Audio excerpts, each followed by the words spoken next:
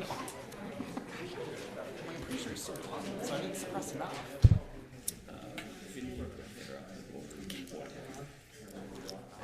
That's true. Starting with the Okay, I just want you guys, maybe I'll frame it. Print one for me, or just print one. I'll put my name on Could it. I just, Yeah. you can put a little bit of white up I'm wondering what happens. That would bode well if someone else took it for you. Yeah. on that particular issue. Yeah, same. Hey, it's 5 o'clock. Is everybody ready? Ready? Go ahead and get started. It's 5 o'clock. Thank you all for being here. Close your ears, Nolan. Okay, I have to be official. Welcome, everybody. Thank you for coming to our county council meeting. We appreciate your attendance. We'll go ahead and start with an opening by council member Keegan Garrity. Yes. So over the weekend, some of us attended a Lincoln dinner. This is to honor Abraham Lincoln, whose birthday is Thursday, I believe. So for this week, I wanted to share 3 quotes that have been attributed to Abraham Lincoln. There may be some questioning on the certainty of that attribution, but I'm just going to share them because I think they're good principles. And so I'll go to that point. So the first one is Abraham Lincoln was attributed to say, "I don't like that man. I must get to know him better." The implication saying that as the more we get to know people that we work with and are around and understand their motivations, that we'll come to empathize and appreciate them. An example of how he lived that is history tells us that one of his significant steps was to appoint people to his cabinet that were opponents and competitors to the job of president. And I think that demonstrates the ability to want to hear from other people. The next quote is, "Give me 6 hours to chop down a tree and I will spend the first 4 sharpening the axe." So this principle became the basis for Stephen Covey's book, 7 Habits. One of the habits is sharpen the saw.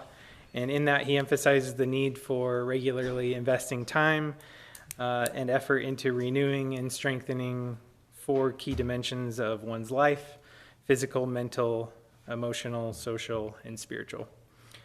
And then the last one, and I actually have a bonus quote, so second to last one. He said, "You can fool all of the people some of the time, and some of the people all of the time, but you cannot fool all of the people all of the time." So while deception, shifting blame, manipulation, or some of the other dirty tricks you see in politics might work in the short term, the truth will always prevail. And then the bonus quote that I think demonstrates Lincoln's self-awareness, wit, and humor. He said, "If I were two-faced, would I be wearing this one?" So one I can relate to. Please stand and join me in the Pledge of Allegiance. I pledge allegiance to the flag of the United States of America and to the republic for which it stands, one nation under God, indivisible, with liberty and justice for all. All right, thank you, Keegan. And I was not here at our last meeting, and I know it was our new council members, Joanne Bennett's first meeting last time. Welcome again. We're glad to have you with us.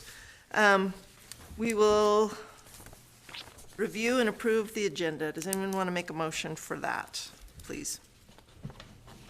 Move to approve. Second. It's been moved and seconded that we approve the agenda. Those in favor say aye. Aye. Aye. Any opposed? Okay, what about the minutes from the January 20th and January 27th meetings? I will Where's move Carl to and you? approve. Second. Okay, it's been moved and seconded that we approve the minutes from the January 20th and 27th county council meetings. Those in favor say aye. Aye. Aye. Any opposed? Okay, all right, we'll move to a report from our county executive and appointments. We're beginning to get our appointments cleared up. I'd like to start with appointment to the Weed Control Board. I ask for your advice and consent to the appointment of myself. I think I'm statutorily required to serve on the Weed Control Board, Clark Israelson and Jack Brown. Okay, does someone want to make a motion about those? I move to approve the set appointments. Second. It's been moved and seconded that we approve the appointments to the Cache County Weed Control Board. Is there any discussion? Okay, those in favor say aye. Aye. Any opposed? Okay, I am also working on reconstituting the Airport Authority Board. There's a series of changes that need to be made in the governing documents involving the board, and there will be further changes and further development of how the board is sitting. At this point, I would ask for the reappointment of Chairman John Kerr and the new appointment of David T. Cowley, who is a vice president of the university, to the Airport Authority Board. No other changes are suggested at this time, but there will be further changes, I believe, after we work together on the documents. Move to approve these two. Second. it's been moved and seconded that we approve David Cowley and John Kerr to the Airport Authority Board. Is there any further discussion? Yeah, I just want to point out that will leave an 8-member board, if I'm not mistaken. Pardon me? That'll leave an 8-member board. It will be temporary, Yeah, Keegan. I just want to point that out. Okay, thank you. All right, any other further discussion? Those in favor say aye.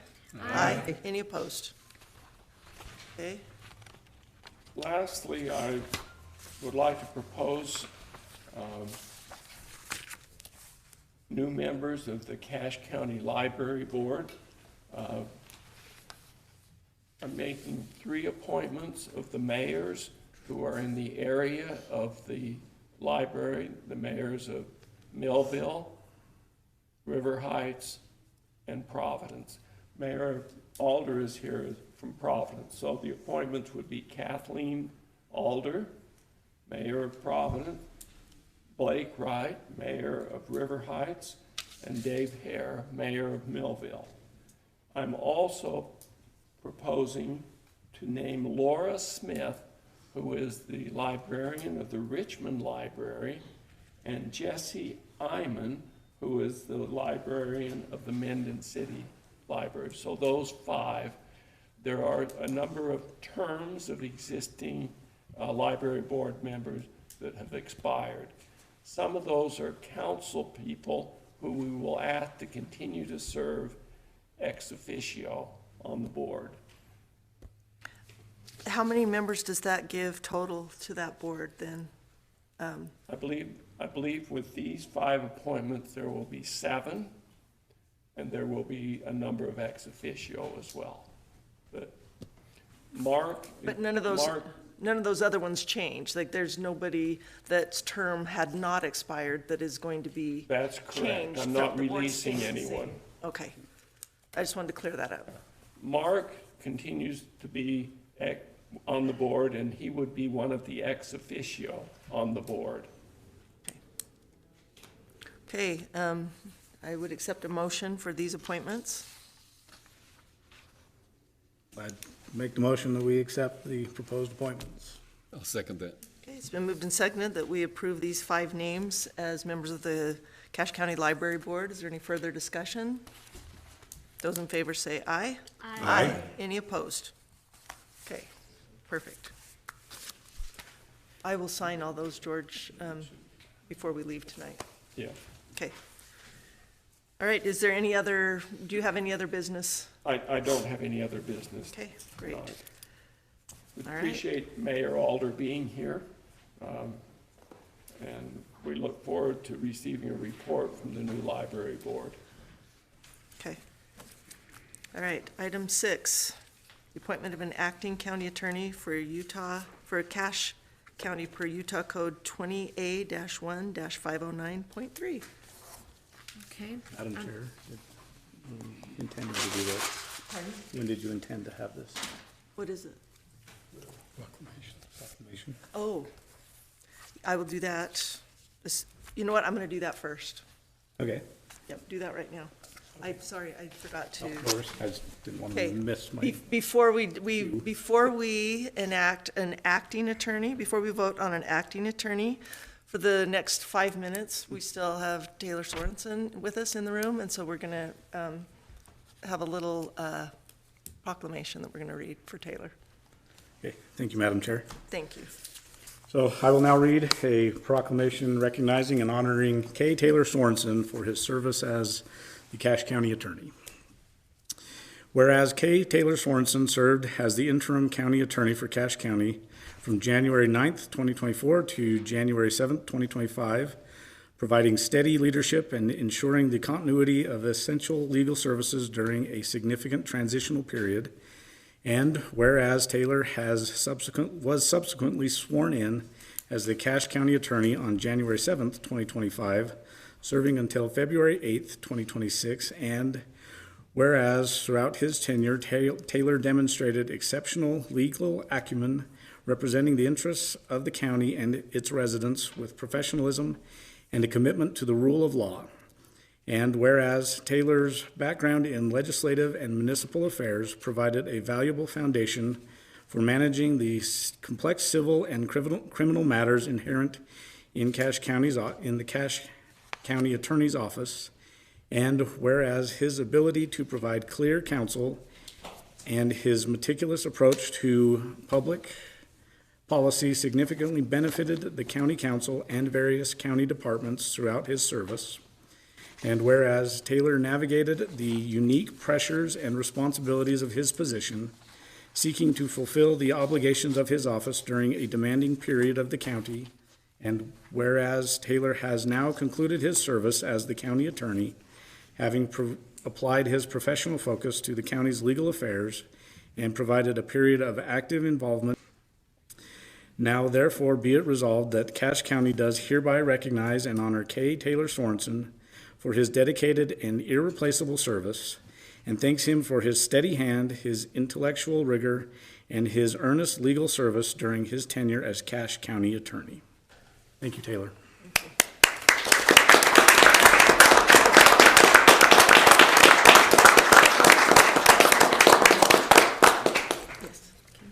Madam Chair, I move to accept proclamation recognizing and honoring K. Taylor Sorensen. Second. It's been moved and seconded that we accept this proclamation honoring K. Taylor Sorensen. Those in favor say aye. Aye. Any opposed? Okay, thank you, Taylor. Okay, now we can move to 6A. Okay. Madam Chair, as we are now needing to appoint an acting county attorney, I move that we appoint Deputy Attorney Dane Stewart Murray as the acting county attorney for Cache County. Second. Okay, it's been moved and seconded that we appoint Dane Murray as the acting county attorney. Is there any further discussion? You want to? Yes, I'll do it.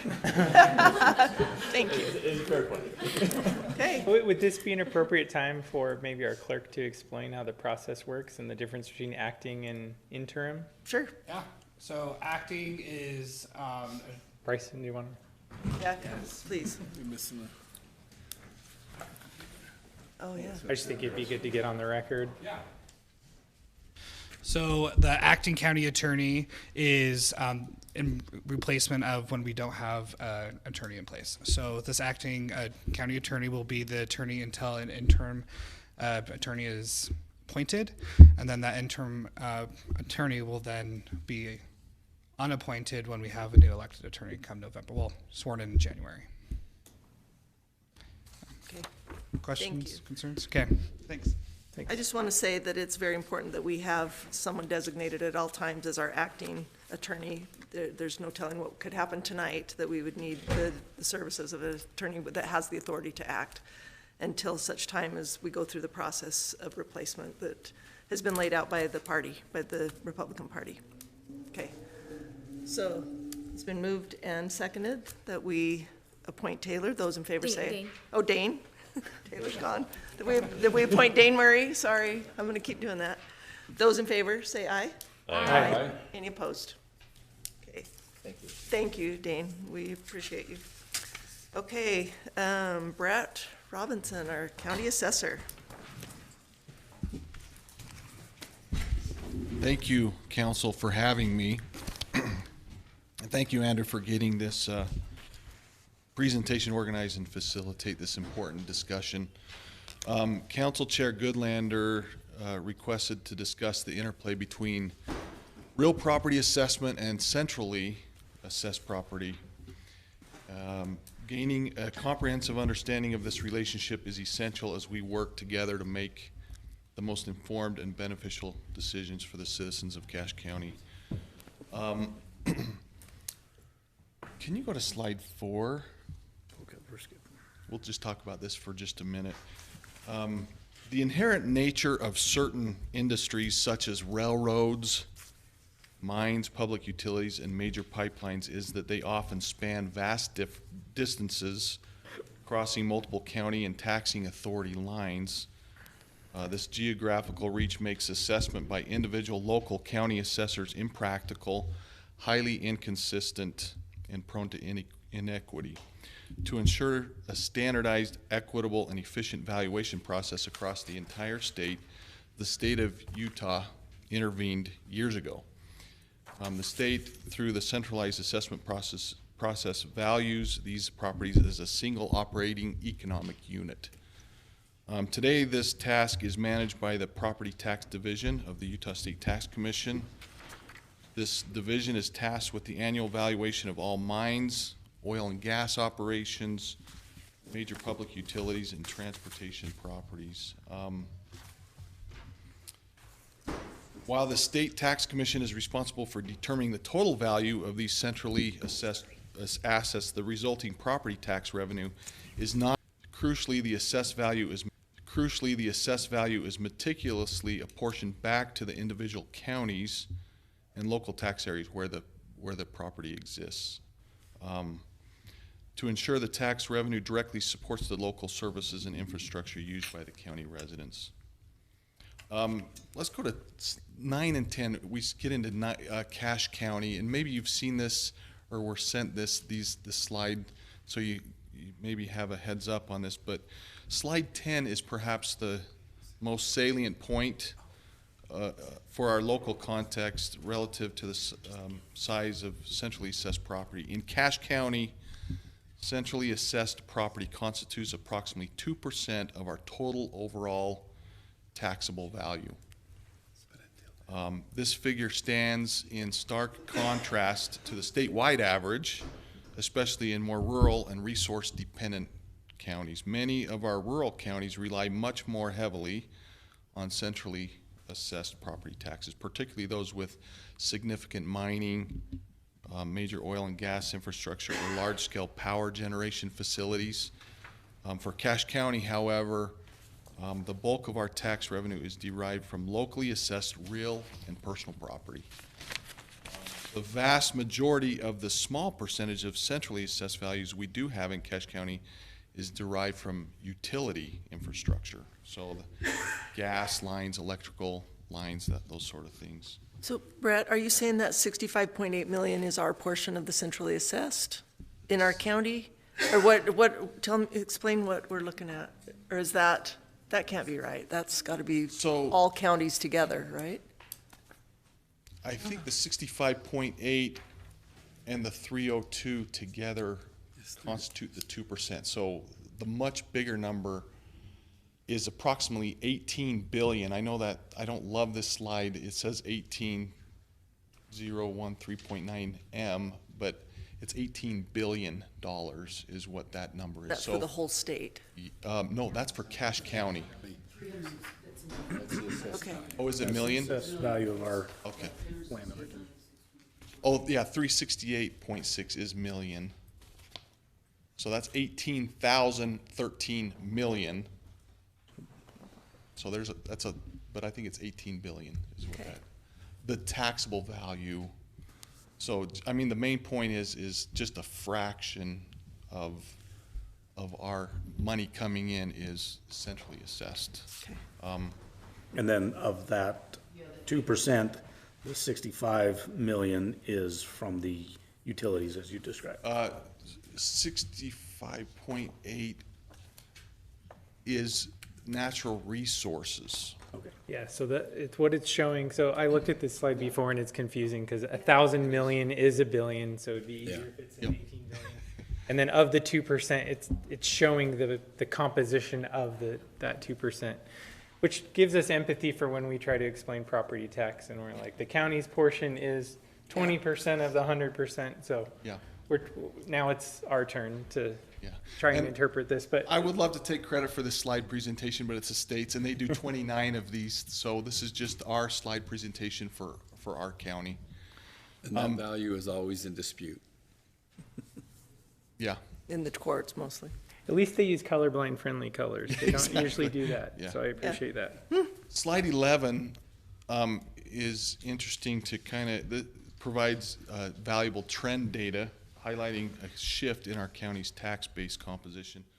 Locally assessed real and personal property has continued to exhibit a strong, sustained upward trend fueled by growth in housing and commercial. Conversely, centrally assessed property has steadily dropped as a percentage of the total taxable value, indicating that the growth in local property values has far outpaced the growth in utility and other centrally assessed property values. So slide 12 is the next slide, and you probably have dug into this a little bit, but this question is important. What's causing the shift? And this slide is actually 11 years, 2015 through 2025, and the blue there is the real property, and that has roughly tripled. This immense growth reflects the significant volume of new homes, subdivisions, commercial buildings added to the tax roll, as well as appreciation to those existing properties. It's vital to note that this is a measure of the total taxable value of all properties, not a claim that the value of any single house has tripled. Personal property is, should I say orange? Peach. That's more than doubled in those 11 years, so that has had substantial increase as well. Utilities, it's interesting, has roughly stayed the same. It had a bump, but it's roughly the same as it was in 2015. And so I'm just gonna, I mean, we're a little short on time. I'm just gonna say those utilities companies, the gas companies and the electrical mostly, those are valued based on their income. And the value of those have not gone up because the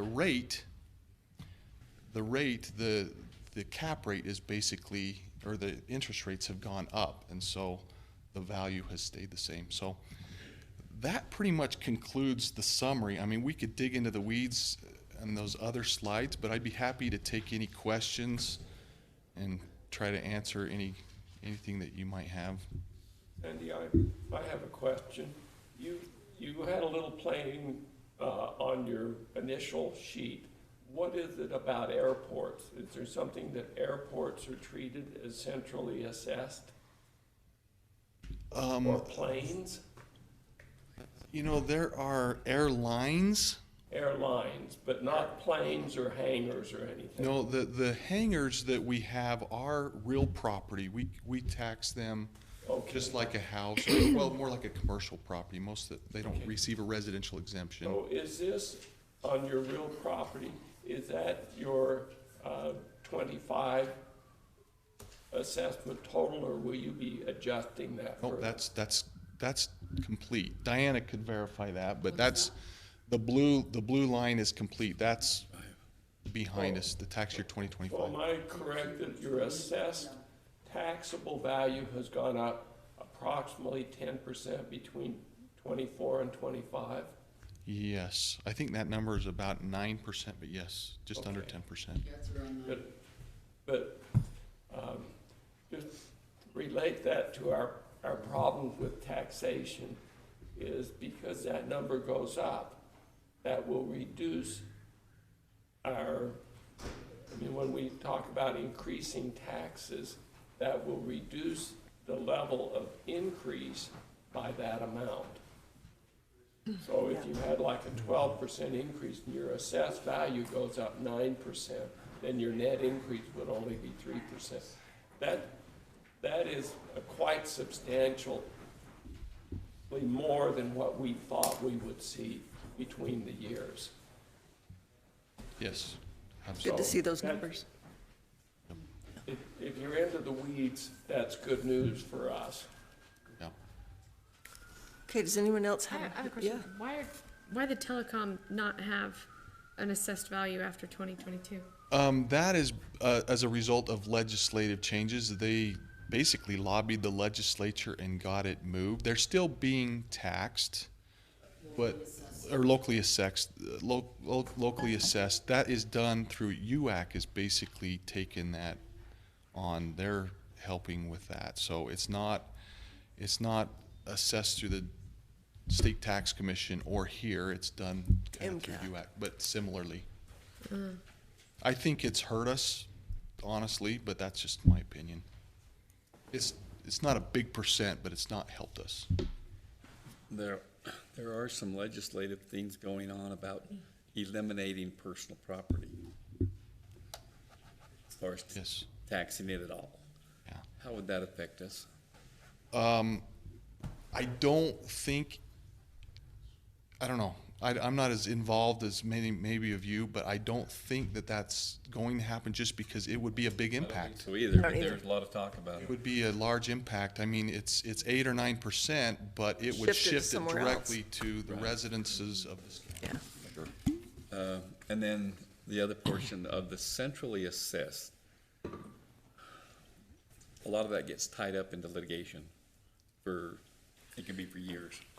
What is the collectability of a lot of that per year? Well, so they have to go ahead and pay that as they go through an appeal.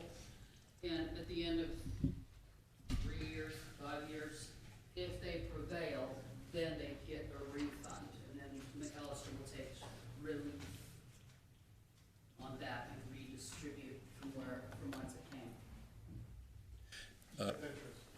With interest. They get interest also, they pay it and we get it. Yeah. Right, but that, sometimes that can actually, here we go again, here we go again, here we go again.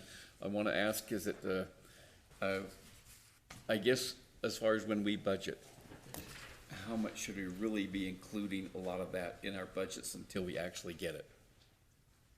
Little to none, until we know that it, Well, I think one of the points of this presentation is to help the council understand that it's, all that is getting to be a smaller and smaller part of our overall planning. We just, it's not that we don't plan for it, but it's just getting a smaller piece of it, the centrally assessed I think portion my of it. understanding, and you'll, please correct me, is that they do pay it, but then they litigate it, and then if they win, we have to pay them back with interest, isn't that? So like, it comes in, but then it goes back out again if they win their litigation. And remember, the county's portion is only a smaller, your school's 60 or 70%. right, Yeah. right. Remember that ratio still there. Now, we are allowed to actually pass some of the costs of all that stuff now on to those other taxing entities, right? Yeah, Craig, would you come up for just a second? So, because I have a question for you as well. Sorry, and I know you weren't prepared, so I Part of apologize. the big picture is that I always hold back in November and sometimes in December. This year I didn't hold back in December, but it's always better to give than to call back. So we have money that is set aside to do the final distribution that has to be done by March 31st that takes care of that. So if we have, because it's cyclical like you talked about the railroads, it's every several years. This last time, they weren't supposed to go back for a little longer time. But if we know that that's the happening or going to happen, we can hold back so that we are giving rather than calling back. It's always easier to give than to receive. Okay, that was what I was going to ask. In the last 5 years, is there a typical amount that we've had to pay back when litigation has It's been been a completed? couple $100,000, but again, that's that percentage. It's a doable thing, and We're prepared for that. yeah, there are some counties that distribute everything that comes in as everything that goes out, and then they're in a problem. Then they have to bond for that, or they have to do another levy that does and takes care of that. Again, approved in our common procedures, I always hold back to just make sure that that takes care of all of that type of stuff. Because not just this, we have to, personal property is distributed on last year's rate. So we have to take everything back and then redistribute on the current rate. So there's a lot of those things also that have to come into play. Okay, thank you. Does anyone have any other questions for Brett or Craig? I think this was just more for our information. The state wanted to come and make a presentation, and we could never work out their schedules, so I just asked Brett to give us an overview of what they would have presented to us. Does the public want to see the other 70 slides? Yeah, there are 70 more slides. I think we're good. You can call Brett if you want to say that. Okay, all right, 6C, Keegan, do you want to? Yeah, and this might be a 6C, I and double I. Well, I don't It's have a 6C on my. two-parter here. So the first I've talked about before in my council report at the end of the meeting. So we are getting Greenbelt funds returned to us to be able to use for things like preserving open space. And one thing we've talked about prior is the suggestion to, since we already have a mechanism for allocating funds or recommending how we allocate funds rather to open spaces in the form of the Cache Open Spaces Committee, Advisory Committee, I am recommending that we also give them the charge to be able to make recommendations for these Greenbelt, this Greenbelt money. Is my time up? Trying to keep it short. So that way they can take, and I sent you, everyone, the amounts. It's significant. It is significant, to the tune of, you know, I think the range was like 700 to $1 million a year. But this would, my proposal is that we would combine this with the open spaces funding and have COSAC make recommendations just like they are now with the open spaces bond money. So, I don't want to be the one to make a motion, but. We don't have Or to. if we have to make a motion or just a head nod, I don't know how it works. I don't know if we have a. Can I ask something on that? Yes, because I have some other things too.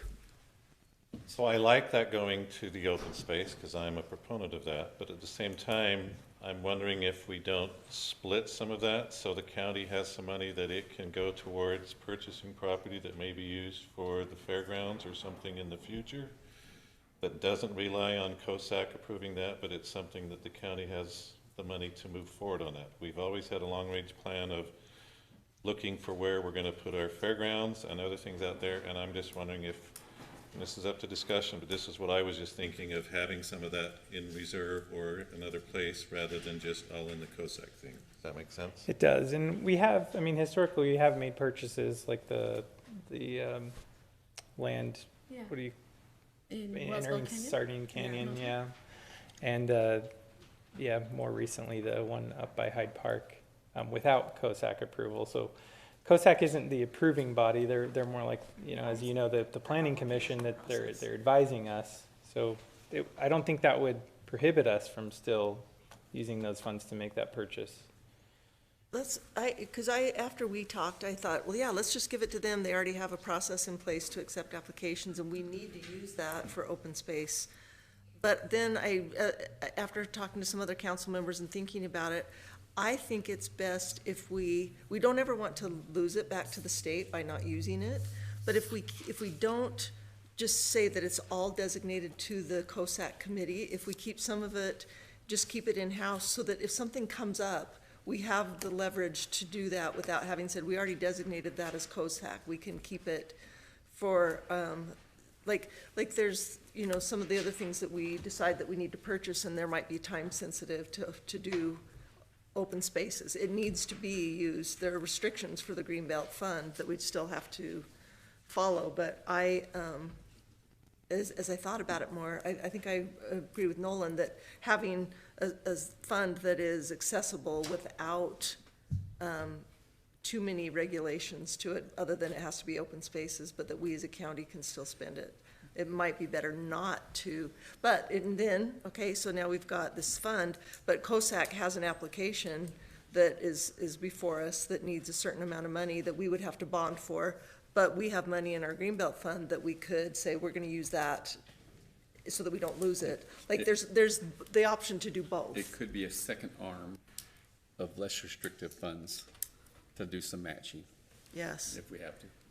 Madam Chair, ultimately, I don't think it ties our hands at all. I No. think we have used our open space funding without recommendations, as Keegan said, from COSAC. So, I Yes. mean, ultimately, it's our decision because we are the legislative branch and the one that holds the purse strings.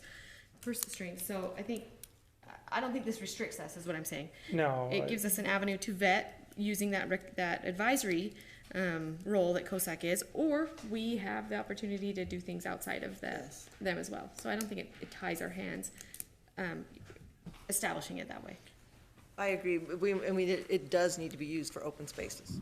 And that we do have a committee that's set up to accept applications and to take care of those. How much money are we talking about? It can be anywhere from $700,000 or $800,000 a year to $1 million a year.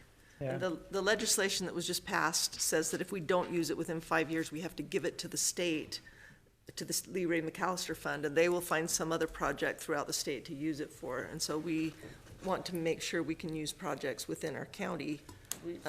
Yeah, so I guess my question is if we're holding a certain amount back, because COSAC, when they make their recommendations, they're making them based on, how much funding is available, how many applications are we getting. So that will be a consideration of how much funding do we have for this project or in aggregate.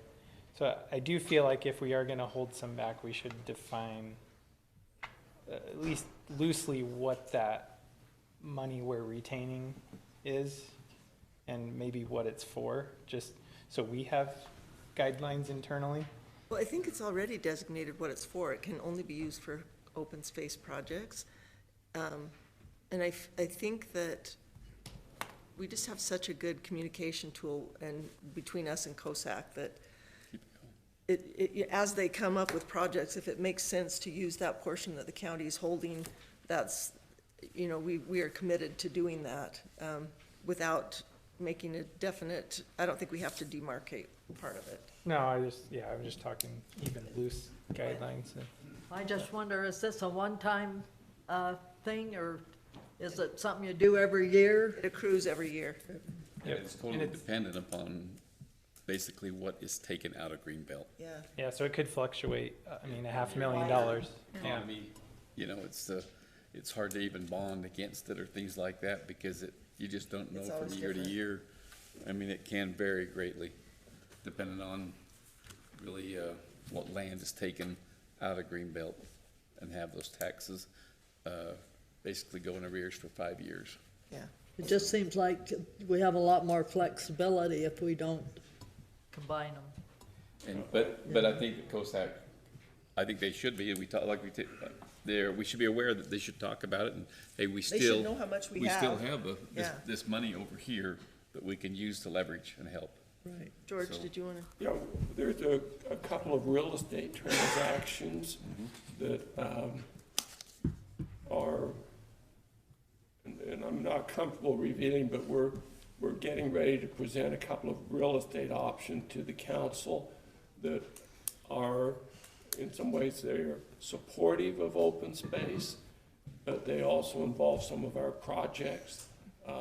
And I think having the flexibility with those funds would be very helpful. And I think what we ought to just make sure is that we don't let the fund as cheat to the state. So if we haven't figured out something to do with it by 4 years and 9 months, then we could formally put it in COSAC at that time. But then it would go back to the state. Yeah, it has to be, It has to be actually more be- Well, that's specific. what I'm saying, At you the put it in purchase. COSAC and use it before it's, if we've got 3 years or 3.5 years to find a project I think we're splitting hairs. that we Yeah. would prefer to use. Yeah, so I guess, We all agree. I guess We just all to, agree. to tie a bow on it, what is the directive? If Chris Sands, chair of COSAC, was sitting here, we would say, your directive with the Greenbelt funds is just maybe use them. It's not Maybe like we're not. drowning in applications. No, I know, So I I'm like, I say I say go for it. Here's what I say, when it comes time to actually fund a project, something that's been vetted and we've approved it and we're ready to fund it, we can decide then, we should bond for less than what we need because we have this money we can use, or we're not gonna, we wanna keep this money because it hasn't been 5 years. You know what I mean? That determination, I think, will be made at the time, but it'll happen with bonding. Or if they're doing an application and they need a match fund, then they come to the council and say, hey, would you be willing to, I think we take it on a case-by-case basis and see what we have. I And wanted to keep it so the county has the option of saying, here's this bucket, we can pursue things outside of COSAC, but yet that bucket is still available to COSAC to tap into. So that's my look at it, is so that, because I see there's opportunities out there, if it comes next to some county ground, and we go. does that make sense, Keegan? Is that enough direction for you as a COSAC member? Yeah, I guess what clarification is what We got some We have insight. some clarification from our treasurer. Let me give the status. Currently, we have spent more than 5 point whatever we did our bond for. So we've spent COSAC money. So I've combined currently all of our rollback into that same account. It sounds like we need to put two separate accounts, which I'm fine, but when we get the bond money, it would go into another account that we leave a very minimal amount. But we have spent all of that 5.8. Craig, do we have 2 years of COSAC currently in reserves? Spend all of that. Of COSAC, excuse me, not What we COSAC, bonded for. excuse me, I'm saying rollback. Do we have 2 years of rollback? Well, it's in there now. You've got about 300,000 if I'm not Okay, so, mistaken.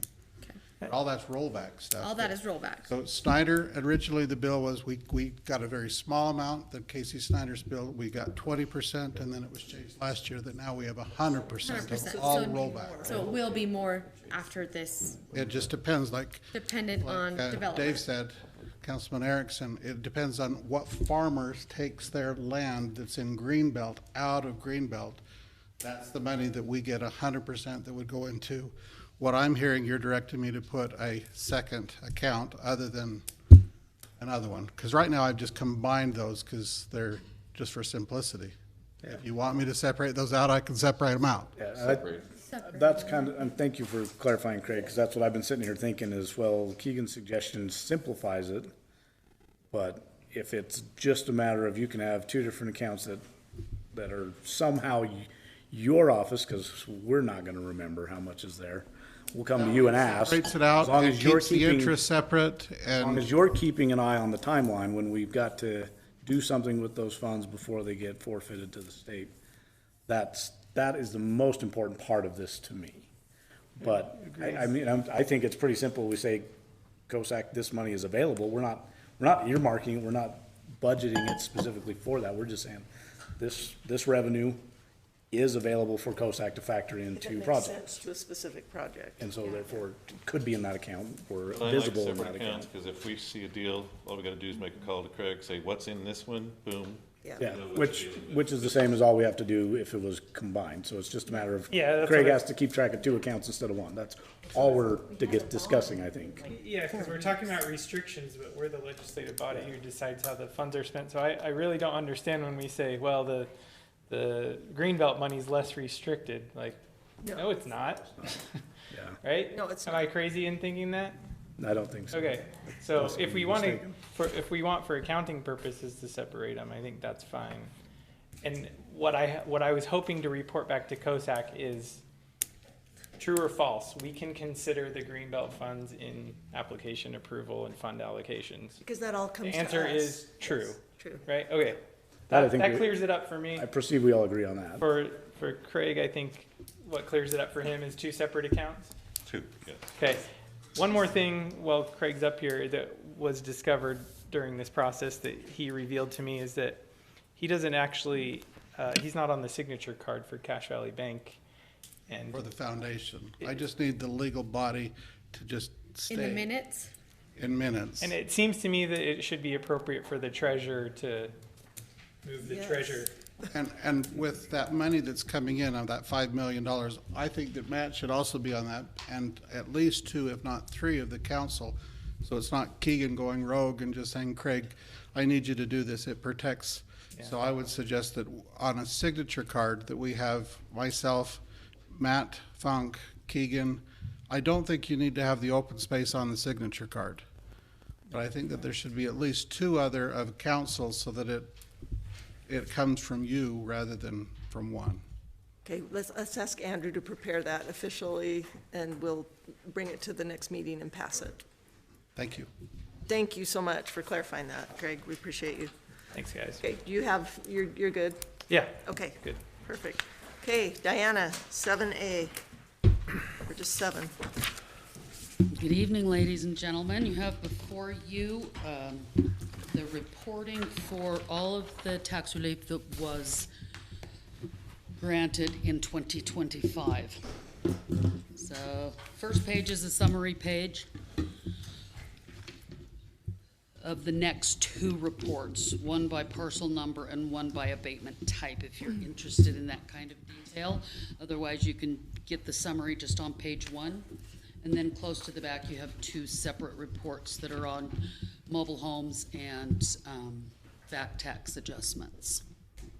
And I really appreciate this, Diana, because it's so interesting to me with all of the current legislation that is ongoing, that our circuit breaker total was 141,000.8 for the year, and our veterans is 1.4 million. Isn't that interesting? It's very interesting, especially where they're talking about getting rid of the circuit breaker. And those are folks that have really limited income. I know, and I know. very, few options. We have talked about that. Serve, but a lot of them, they're getting their veteran checks.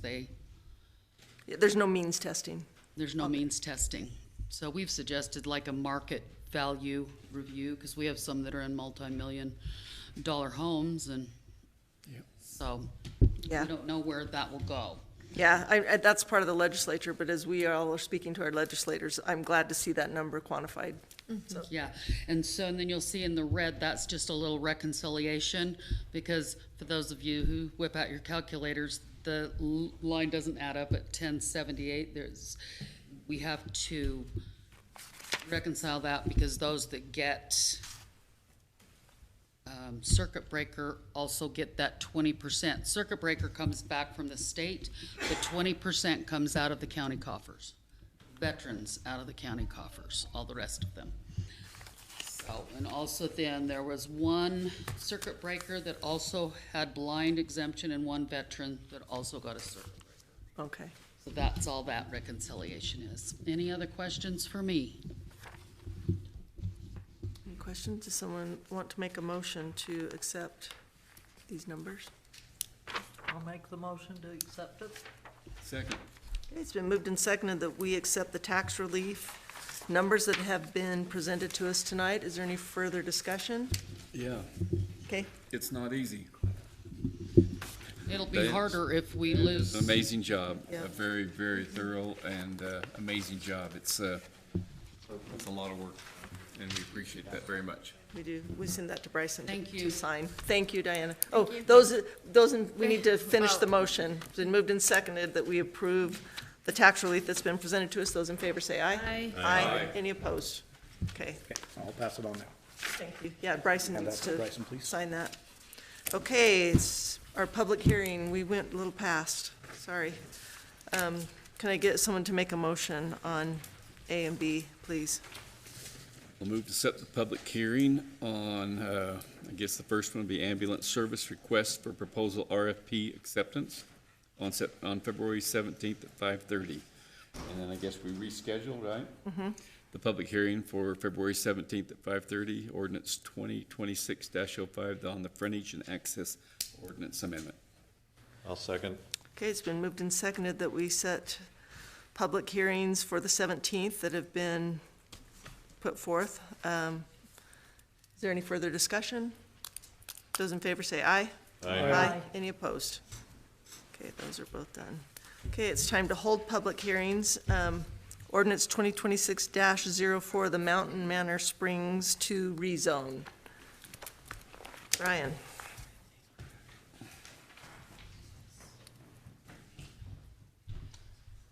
Good evening, how are you?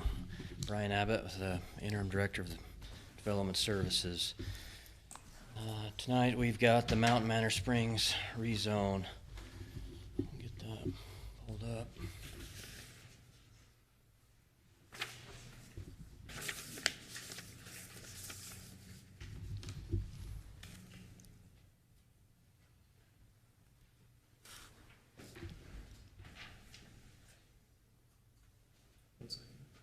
No problem.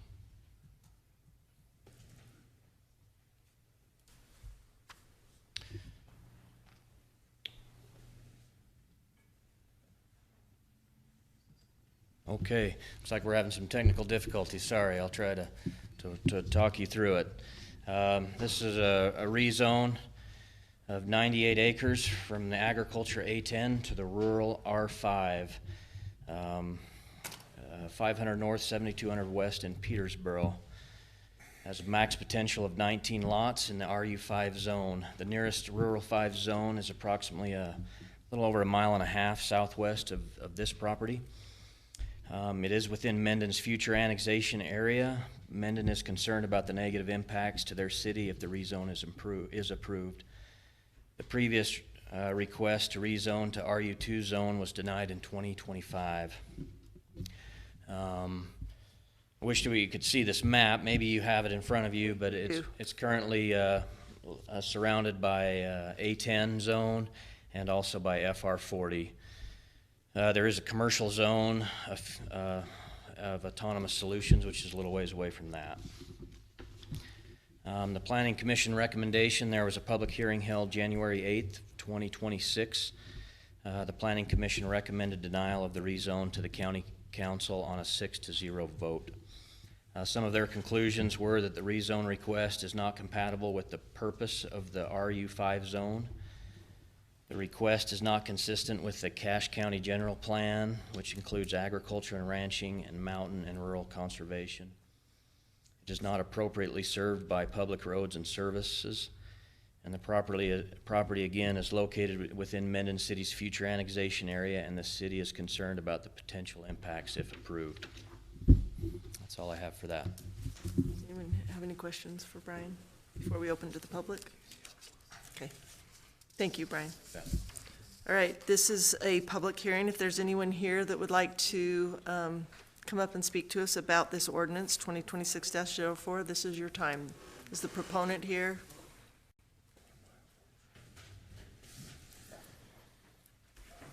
That's what I thought. I'm Tarina Lund. This is a happy surprise. I wasn't expecting to be able to have this opportunity. I'm actually the owner of this land. And I wish I could borrow that paper. I really don't have any notes. Like I said, I wasn't expecting to do this. Actually, Menden City didn't have any problem with this. They were part of the future, what did you call it? The future annexation, thank you. And what we had suggested was with the 19 lots, with the approval of the 19 lots, we would be drilling a well at the top. And I know the map doesn't show it, but there's like, if you scroll, let's see, I'm trying to think which direction it would be. It's to the north, west, I believe. No, the north and the west a little. There's a huge subdevelopment there where they've used a huge well, and there's like, I don't even remember how many homes. Right? Do you remember how many homes? There's like 30 or 50. And they've done that. And I know that with the state of Utah, they come and they, you guys, I'm sorry, I really get flustered when I'm in front of people. They test the water to make sure it's up to par, whatever. Anyway, but without that, then I will be selling off land, and they'll be drilling their own wells. So I believe I would be allowed 7-8 lots without providing that. But at the top, if we were able to get the 19 lots, we would be able to do a great big well, and there's enough pressure that it would we would have to actually have a reducer on that land or on the well, and it would make it so we wouldn't have to punch so many holes in the ground. So that would be a nice plus. Also, We were planning to improve the road, obviously. Obviously, that would be one of our big pluses as well. I can't remember what else you said, that they were opposed. I remember them really struggling to find a reason to turn it down. It seemed like it was a big deal.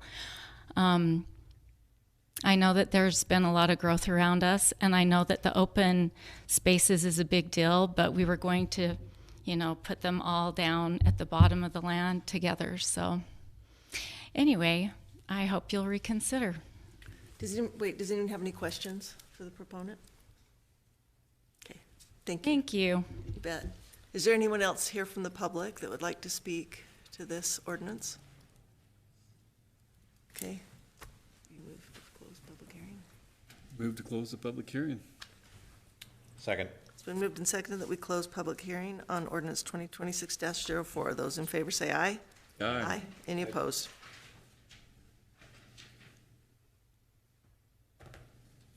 Did you want to say something? We'll discuss it later. Okay. Okay, then the next public hearing we have is ordinance 2026-06, amendment to the Cache County Code regarding subdivision and subdivision amendment standards.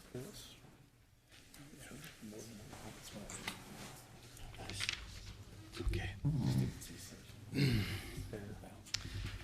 All righty, subdivision regulation amendment. For the last year or so, we've had a subdivision moratorium. That was enacted due to large 20-plus subdivisions proposed and concerns about water availability and quality. There is a water study currently ongoing right now. Once complete, it will help to inform subdivision regulations in the future. That's a kind of a joint study between our university and the federal government. Each time the federal government shuts down, this study gets pushed back a little further and further. We hope that it's done towards the summer, towards the end of the summer, but who knows how that will go. This proposed ordinance is a result of a joint workshop with the Planning Commission and the County Council. The proposed ordinance adds additional requirements for water, sewage requirements, fire control, and it also limits subdivisions over 7 lots to a future annexation area of a municipality. Some of the water requirements: it requires proof of actual water on the subdivided lots sufficient to support the use on those lots. New additions would require proof of actual wet water on the proposed lots in addition to the paper water rights currently required, showing 1 domestic use per lot. If there is a proposed subdivision over 7 lots, it requires that the subdivision be located in a future annexation area and connected to that municipality's water system. Alternatively, they can create their own public water system to service that subdivision. The sewer requirements on subdivisions greater than 7 lots must be located in the local municipality's annexation plan, must connect with the municipal sewage system to meet the sewage requirements. Unless a public water system is created, then the septic systems may be allowed based on requirements from the Bear River Health Department. The fire control part of this amendment: subdivisions over 7 lots are not allowed if they are within a quarter mile of a wildland urban interface area. This change was originally limited to a maximum of 3 lots in the wildland urban interface, but changed by Planning Commission during their public hearing to more than 7 to be more consistent with the other proposed changes in the subdivision code. Brian, the ordinance we have on C4 under fire control says subdivisions over 3 lots are not allowed. Is that a mistype? Is that a? Yeah, that's what it is now. This amendment is going to take it up to 7 to be more consistent. The red line, it's red. it says 7 in red. It looks It says like it's 3. amended It says 3 in red, so, Okay, I might have to have For Jason come up. C4. yeah. Well, we can make that amendment here as we make a motion, but I just wanted to point out that that is different than what you read. Thank you. Okay.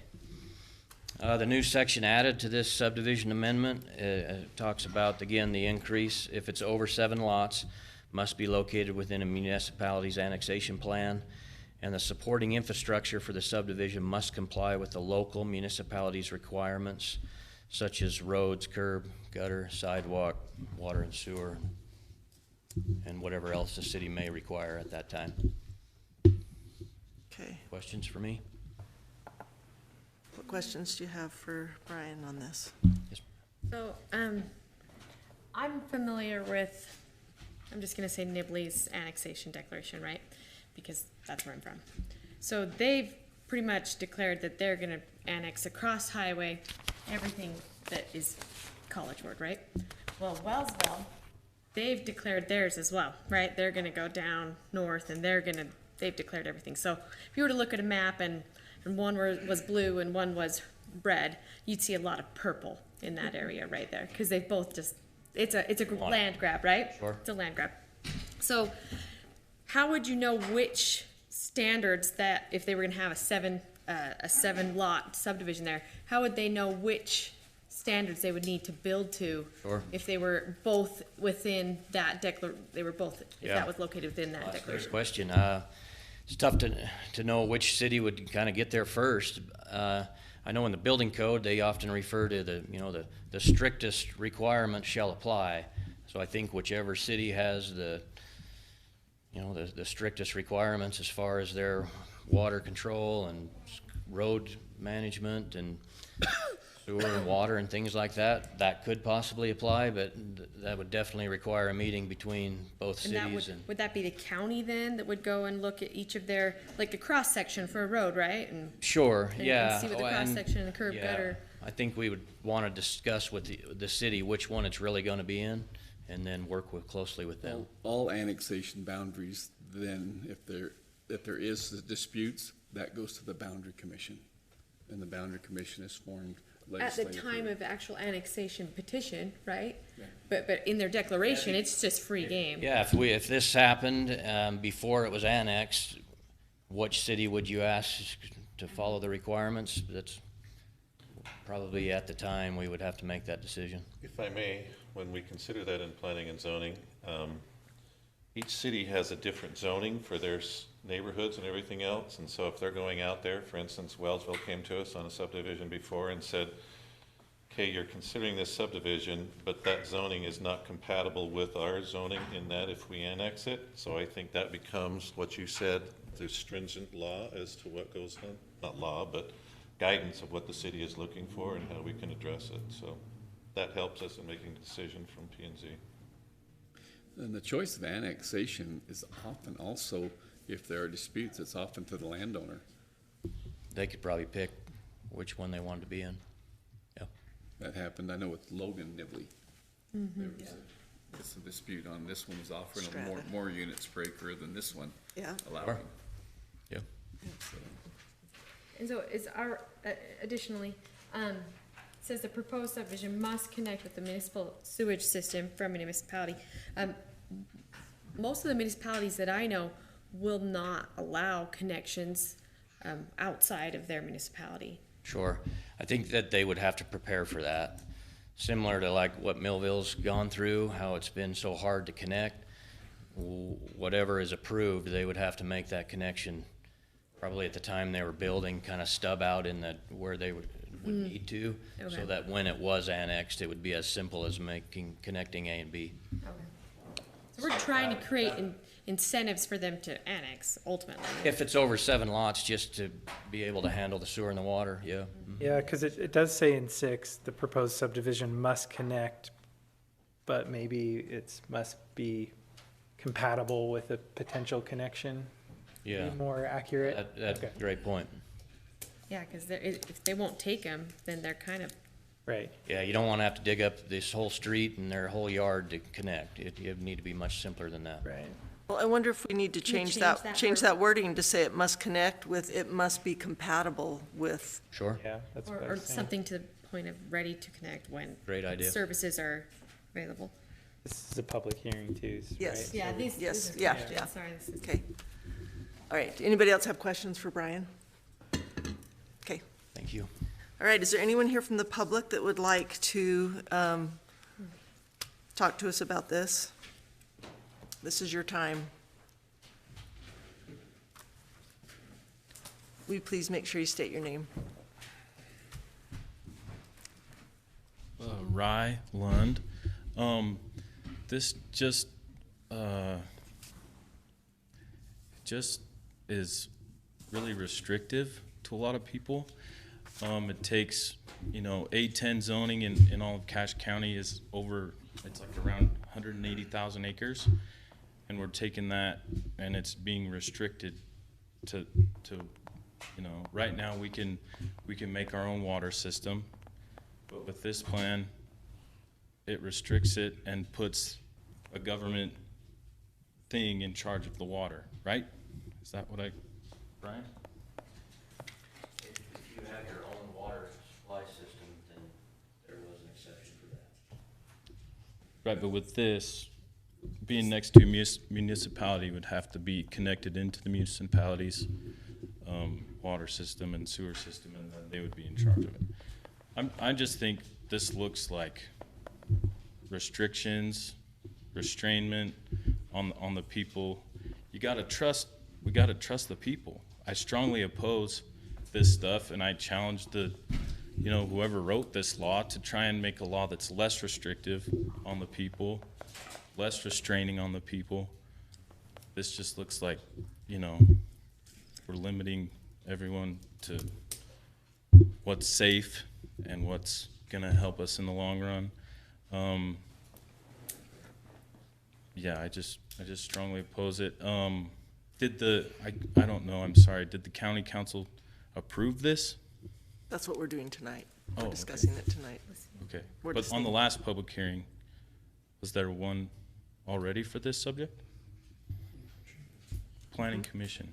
Planning Commission, yeah, the Planning Commission has discussed this, correct, Nolan? And had a public And had a hearing. public hearing about it in Planning Commission.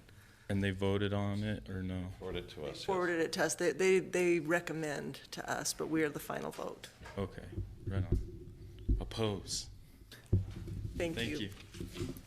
Is there anyone else from the public that would like to speak to this project?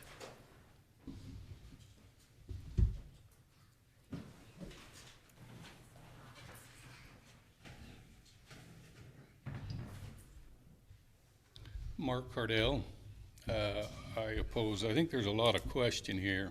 I think you're on the right path, but I would say put the brakes on it so we can discuss more. I live in the county. I moved out there for reasons. I wanted to build a ranch and make a living.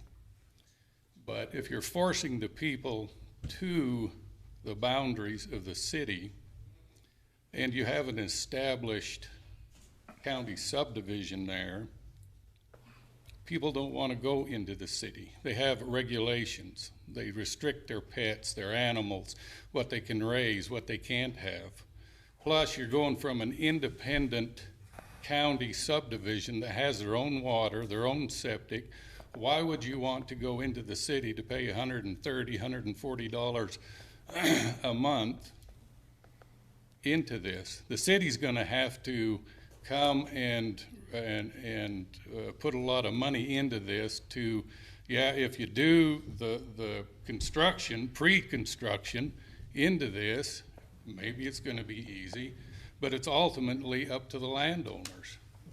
If you have a 10-house subdivision and none of them want to go into the county, isn't it going to create a checkerboard and limit and restrict the cities that can and want to annex? I mean, if you're sitting here forcing people to be there and say eventually you're going to be into the city, what's the purpose of having all these restrictions in the county? Why not just say, well, you can't build until you go annex into the city? This is for the county. RU 2 and 5 is for the county. And you're also, in my opinion, you're going to take all the land that's around these cities and make it more valuable. Here comes the rush for the developer because they can't go out into the county and develop anymore. So you're taking away my value. I can't develop to what I need to. We don't know what the future is. No farmer, no rancher wants to sell their land, but who knows what the future's going to bring. And if they get into some financial burdens, they want to be able to sell that land to get out of it. And you're restricting that.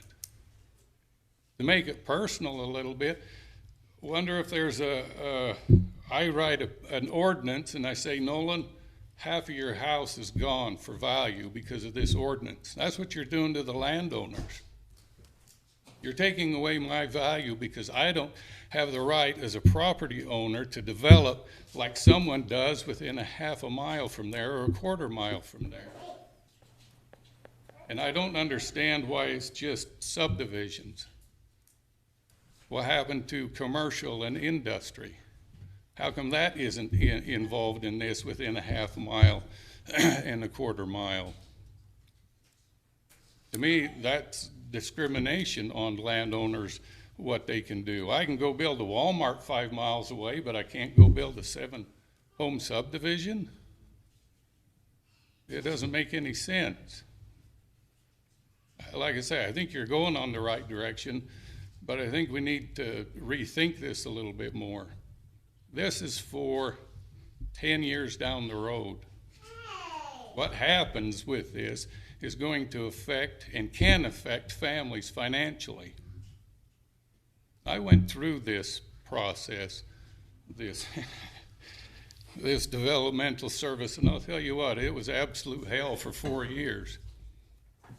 What this county did and what they proposed, all of a sudden I'm in development, and you can see it last time you had a meeting. Here's Chris Chambers sitting here saying, I went to the county for help. I spent $25,000 and I got told the wrong thing. I'm $25,000 into it. How do I get out of it? That's the same thing that happened to me.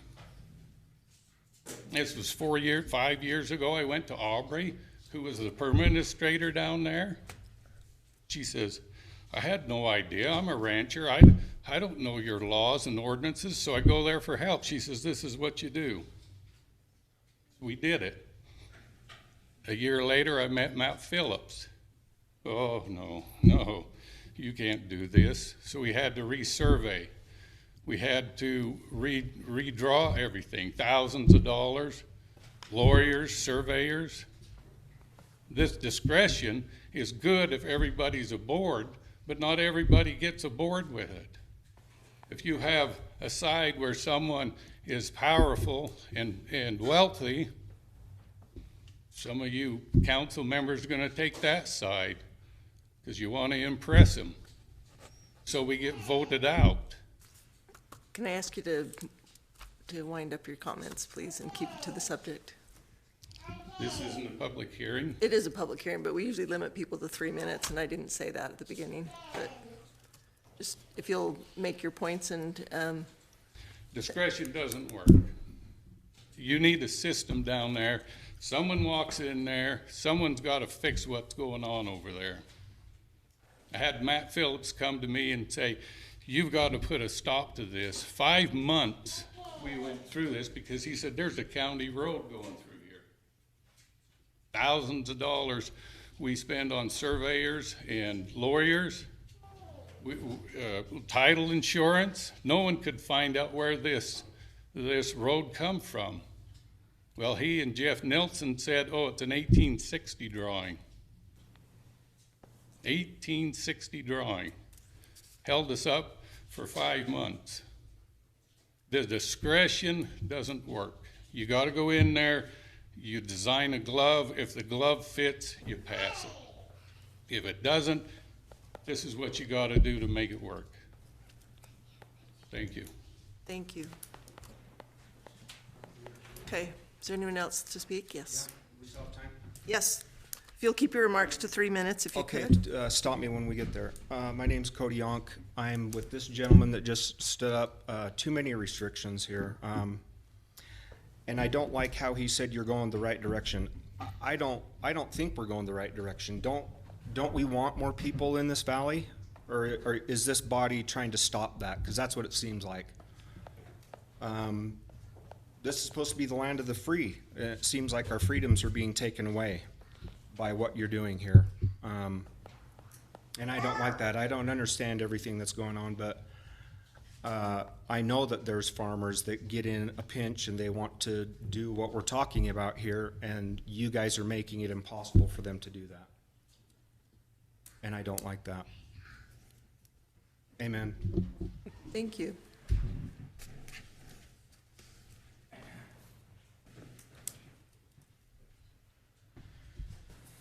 My name's Larry Yonk. I live in Petersboro. To go along with the last two people who have spoken, you are making it impossible for my kids to build on my property. You're making it so people my age or your age who have kids can't afford to buy a piece of property and a house. So what do? And they're doing this, if you check around the county. They buy a travel trailer, put it on their home, buy their home, and their kids live in it. Because that's the only option they have to help their kids.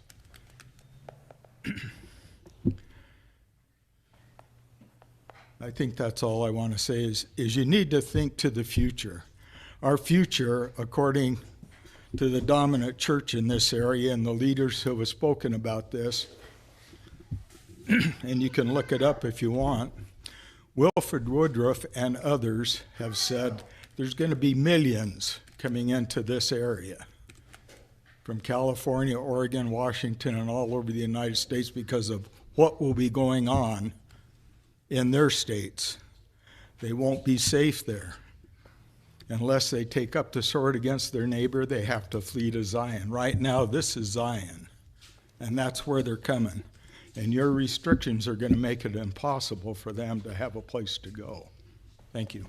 Thank you. Yeah, please.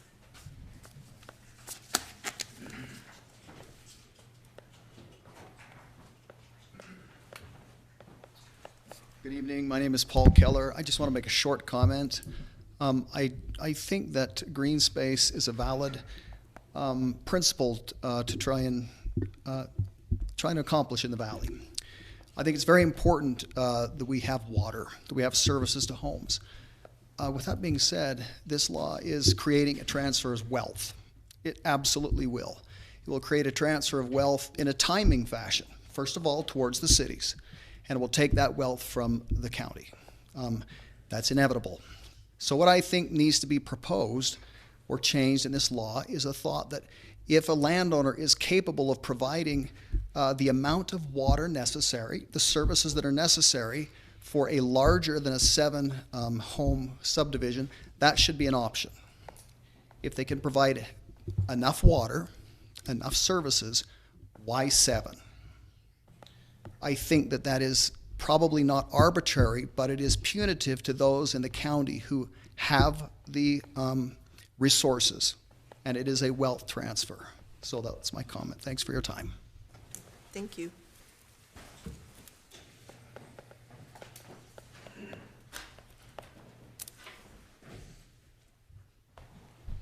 Hi, I'm Angie Keller. I just had a thought that might be a concern in this too.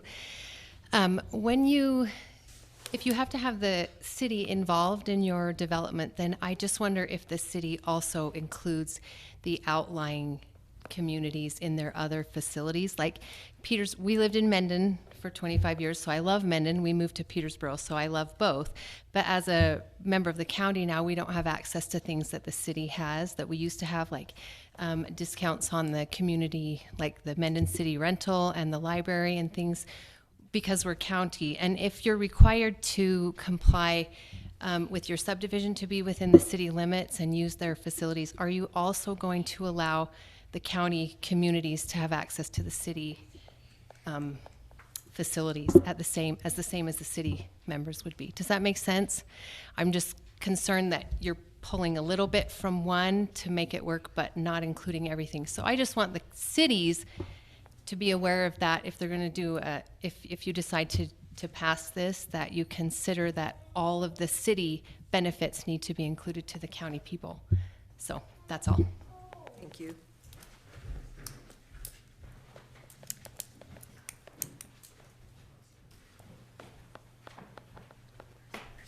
Karina Lund again. Obviously, I oppose this.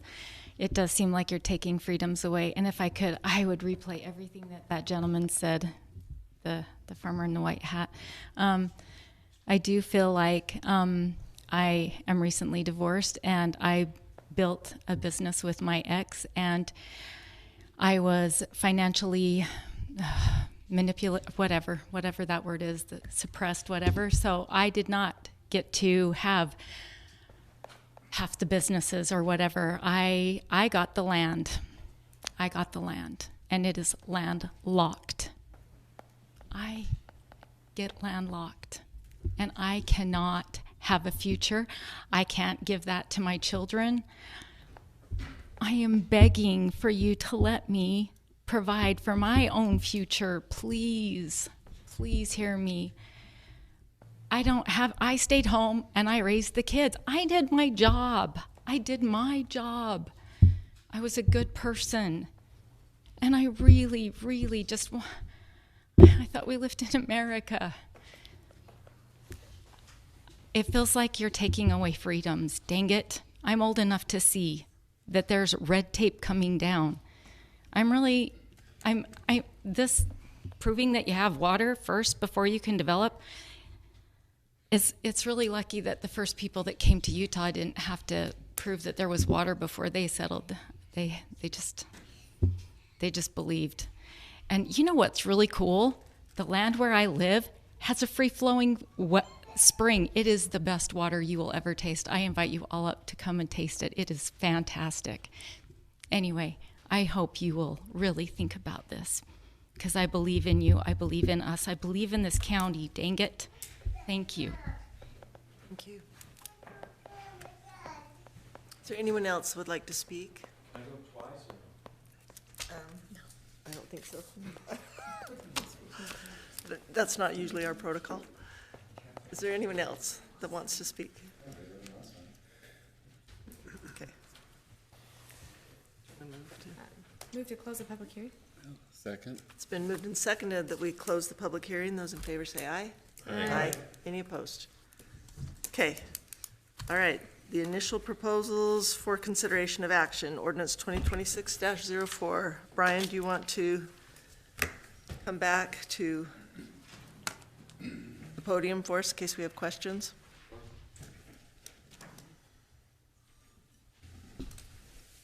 Okay. This is the Mountain Manor Springs rezone. Nolan, do you want to give us any kind of an update from the Planning Commission? Sure. Planning Commission has listened. At first it came through as an RU2. That was denied, so they came back with the RU5. And that's what we're addressing here now. Thanks for all the comments that have been brought forth today. The Planning Commission held a public hearing also, listened to things. Presently, there are places in Box Elder County that you do have to prove that you have water before you build a subdivision. That is just, if we look around and see what's going on with the water study, that is what the Planning Commission is trying to look at, so that we're not saying build a house and then, or buy the land and then find out there's not water there. So that's something the Planning Commission is trying to understand. I think it was 2 years ago, the State Water Rights Division had a couple of meetings up here and said they were going to close open applications in the county of Cache because of what's going on with the Great Salt Lake. So all of these are things that we as the Planning Commission and also the council are trying to look. I understand the property rights. I own property in the county. I understand that there's water out there, but I don't understand where it is all the time and how long it lasts. Just this past summer, I had 3 neighbors who had to re-drill wells because their water was being affected. In fact, 2 of them didn't even have any water. So this is a path that we're trying to look, when somebody says look forward, yes, that's what we're trying to do so that it doesn't hit that. When you talk about subdivisions in the county county does not provide utilities or resources, and it's hard for us as a county, and this is me sitting here from my personal opinion as a council member, to provide fire, roads, all of those things in outlying areas when the cities do it. In fact, when we sit and listen to cities, because every time there's a subdivision, we ask the city to talk about it because it talks about the annexation zone. Many cities are saying, well, if you let a subdivision come by me, then those people are coming into my communities anyhow and using those things, and they're not paying tax into it. So there's a balance that we're trying to look at here. The nice thing about these things is we can sit and look into it in the future and say, okay, did we make the right decision? And we look at it again. I think the predominant thing that the Planning Commission and I am looking at right now is saying to our citizens, okay, build, but we don't know if there's water. If you're aware of what's going on in the state right now, we don't have moisture coming down. That concerns me. And so when we start letting subdivisions go in the county, we have to also what we can provide as services, and we don't provide utilities. We don't have a water district. Those are things we're starting to look at and try to see if that's something we can do from that side. Should there be a water district? The 7 lots, that comes down to what's a state law and how you can take water from it. Because we said if we could have one well and providing for a bunch of houses, is that better than having 7 wells? So your points are well taken, and that's what we're trying to consider. That's what I have to say. Okay. Anybody else want to comment? I just want to say that land use decisions are one of the hardest things that I think we do as a council. And it's hard to, there is a plan, there's a general plan for where development should happen and where it makes sense for everybody. And sometimes that goes against personal property rights, which we all believe in really strongly. And so it's difficult to say, just everybody, if you own land, do whatever you want to with your land, then that eventually is not going to be the best thing for our community as a whole. There has to be some planning, there has to be some organized rules that are made, and that gets difficult there to find that balance of what's best for the people that we represent, balanced with what's best for the community as a whole. And so just want you all to know that we hear you. It's difficult. Sometimes it's really difficult to make those decisions, and we will do our best to work through this the best we can. Yes, Joanne? It just seems like this is the American dream, to be able, these farmers have the land, they want it for their family, and they want them to be able to build and enjoy it. But, like you said, there's other considerations we have to take into account. I don't think anybody wants to stop the American dream. We all want it. And we want also to give you the liberty that you need to live like you want. And we don't want the restrictions. Well, and we have our public health director with us too today, and there's always public health. When you're talking sewer systems, there's public health to think of, and there's been areas in our county that developed without organized sewer systems that didn't match the standards of the cities, and as they grow into where those cities, that causes massive problems with water quality. There's some of those things to consider as well. Anyway, we need to stick to the discussion about the Mountain Manor Springs rezone. I don't know if anybody wants to make a motion on that. It was recommended for denial by the Planning Commission, who also held a public hearing. It was recommended 6-0 for denial. This is initial proposal. We can either continue it till our next meeting, or I would accept a motion tonight. Madam Chair, I will suspend the rules and recommend denial as what the Planning Commission did for the Manor Springs 2 rezone. Okay. I'll second that. Okay, it's been moved and seconded that we deny ordinance 2026-04. Is there any further discussion on that?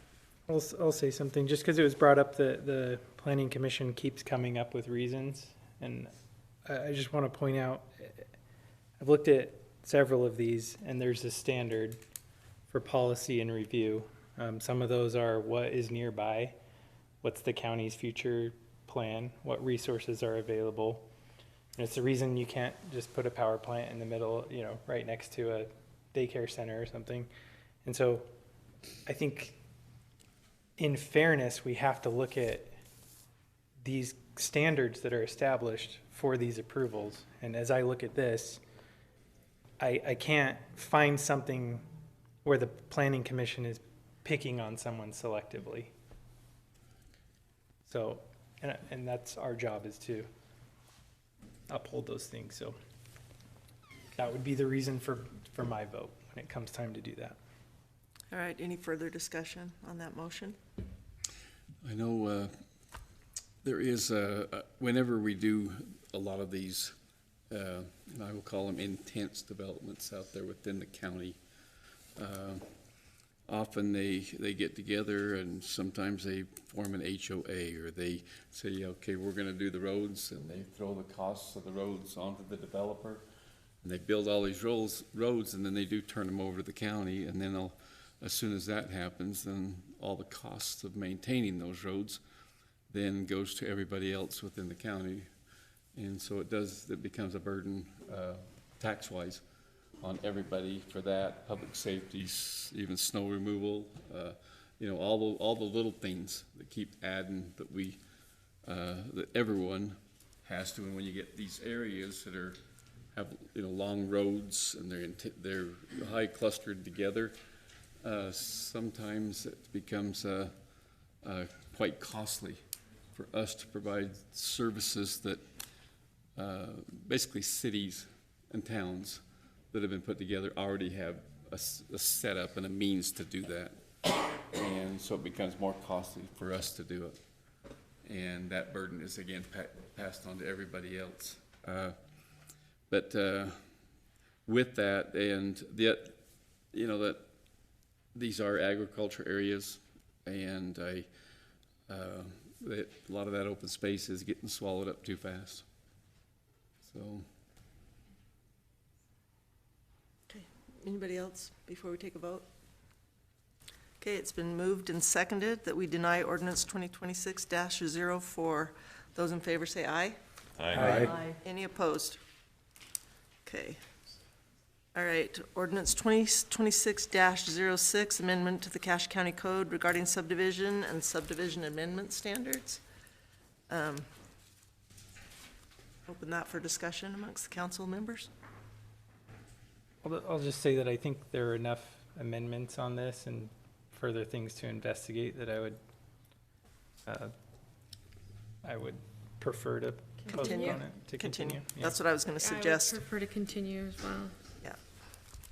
Okay, do you want to make that well, I don't think that's a motion. We don't have to do anything. Okay, it's an initial proposal. We can revisit that.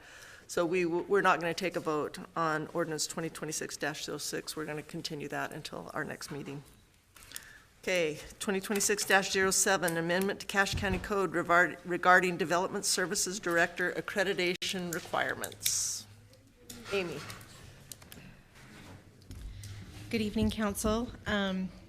Before you is a ordinance to change our county code that outlines the Director of Development Services and the requirements for that position. What's being recommended is that we remove the requirement of being accredited by the American Institute of Certified Planners, or AICP accredited. This is because as I looked at all of the other development services or community development positions throughout the state and with other counties, no other counties are requiring this accreditation. And we do have a planning division, and with that planning division, our planning manager does hold that accreditation, and a couple of our planners are working on that accreditation. So it's not that it wouldn't be present in our development services department, but it just wouldn't be held or be a requirement for the director to have that accreditation. So that is what is being put before you. If you have any questions, I'd be happy to answer them the best I can. Just a question, when was that enacted and why? Do we know?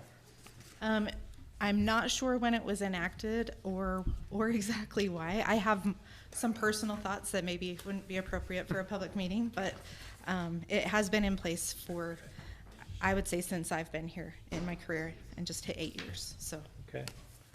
Mr. Erickson, resident historian, you know? What are you saying? The old guy? Well, in 1917. Just kidding. I don't remember right off, but it's been a long time. Sorry, I was talking about another couple little things in here when you were asking that question. Oh, that's okay. I just wondered if there was a reason Why why it was that enacted? in the first place. And Historically, Keegan, the Director of Development Services, has been heavily educated in planning and been a planner, and so I think that may be why that has been one of the requirements. they were double duty, maybe? Because I know we've had some positions in the county where there's a clerk auditor, an executive surveyor, that maybe it was a residual from something like that. The director has generally been a planning manager that has moved into that position. This just gives us where the Development Services Department does cover multiple divisions, including the GIS, the building, the planning. That just gives us a little bit more depth and broader scope, I guess, that we could look for a director. Okay. I mean, this is speculation, but could we have been trying to offer more money for somebody to come here, and that's why we attach that accreditation? It would enhance a small amount, but it wouldn't be, no. I think as these accreditations came about, as they became available, all of a sudden we had personnel in there that were getting these, and we just felt like they were necessary, and they would just grow and evolve over time. Now, they're supposed to, that continuing education is supposed to make them better, but sometimes they just knew more and didn't manage any different. And so, I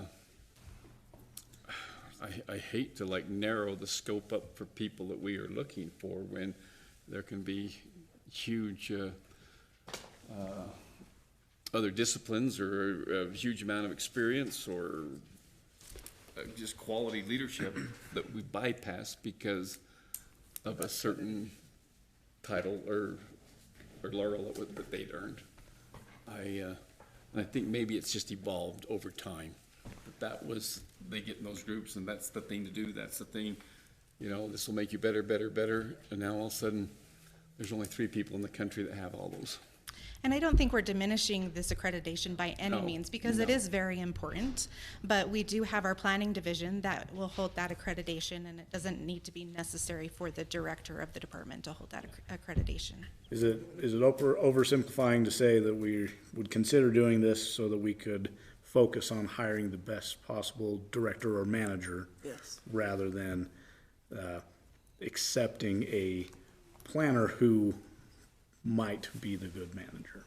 Is that Yeah, oversimplifying I think it broadens the applicant pool, right? It's not just specifically for someone who's been in their career in planning, but it could be for someone who has the other divisions Just and remind the me expertise that way. The number of personnel in the Development Services Department. Oh, wow, now you're challenging me. I mean, it's a dozen I would or say more, 15 to right? 20. Yeah, so it's not a small department, is my Right. point. And so we need to be able to choose when accepting applicants for this position. It needs to be, the big majority of their job is going to be the manager function. Yeah, and the leadership skills, and that's So the best important. orchestra is not necessarily the leader of the orchestra has to play all the instruments. Right. They can all be different people. And that's why it's important that we have these division managers, because they do have the expertise in each of those divisions. You probably won't find one person that is an expert in all of the divisions of the development services, but they can learn and help direct those division managers. Executive Gaines, did you want to? I was just going to say, in terms of administering the department, I don't mean to downplay the idea of having education and credentials, but I think we don't need to necessarily say that the leader of that person have all those credentials and education. the management of the division requires a lot of skills that are not included in these credentials. And I just tell you, Brian is doing an excellent job. Well, I just think from some of our testimony tonight, it's obvious that it's been a while. We've been looking for someone to take over this department, and they have needed leadership to be able to serve the citizens of our county. And so I think this is a good step to allow us to get the right person in that job and to move forward and be able to help the people that are making applications so that it's not, they're not getting different answers and confusing processes. So. Keegan, a lot of you used a lot of those quotes from Abraham Lincoln. That pretty well follow in what we're talking about. Yeah, so with that being said, I think we all know Cache Valley is exceptional, but I don't think this is an exception to all the other counties that we need to make. No. So can I suspend the rules and make a motion that we pass ordinance 2026-07, amendment to the Cache County Code regarding Development Services Director accreditation requirements? Second. It's been moved and seconded that we suspend the rules and pass ordinance 2026-07.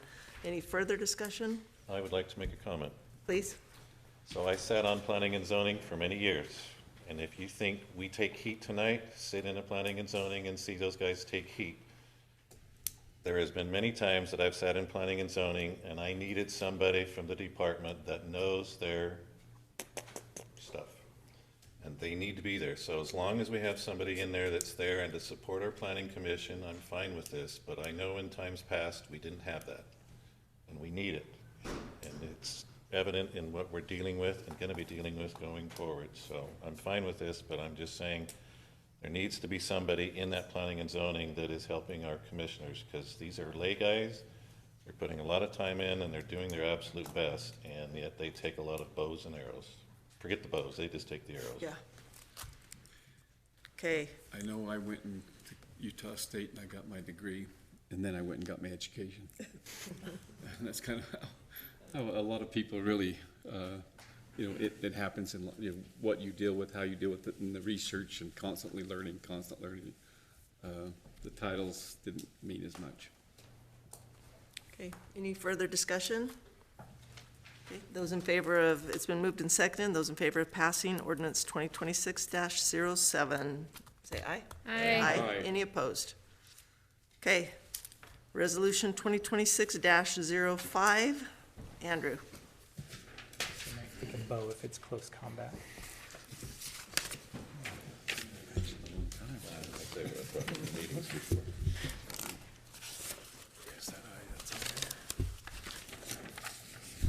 Good evening, Council. I've been told that I am very soft-spoken, so I'll try and speak a little bit louder, so I apologize. That being said, this item is the appointments to the Cornish, Millville Nibley, and Richmond Cemetery Maintenance Boards of Trustees. Under Title 17B of Utah Code, it is the county legislative body that appoints for these boards. That being said, you adopted resolution, I believe, 2026-01. You made appointments to most of the cemetery districts in the county, but there were 3 that still had openings that needed to be filled. Unfortunately, I did not receive any more applicants on the online form for anyone to serve on the Cornish Cemetery District Board.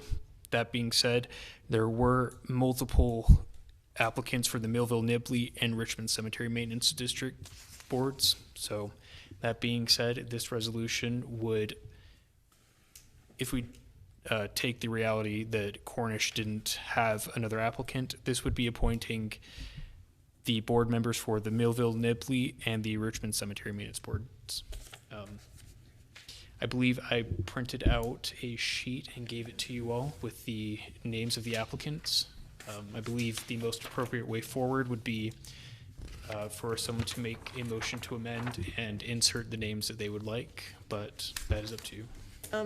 Andrew, how many, are the cemetery district, how many people are supposed to be on there?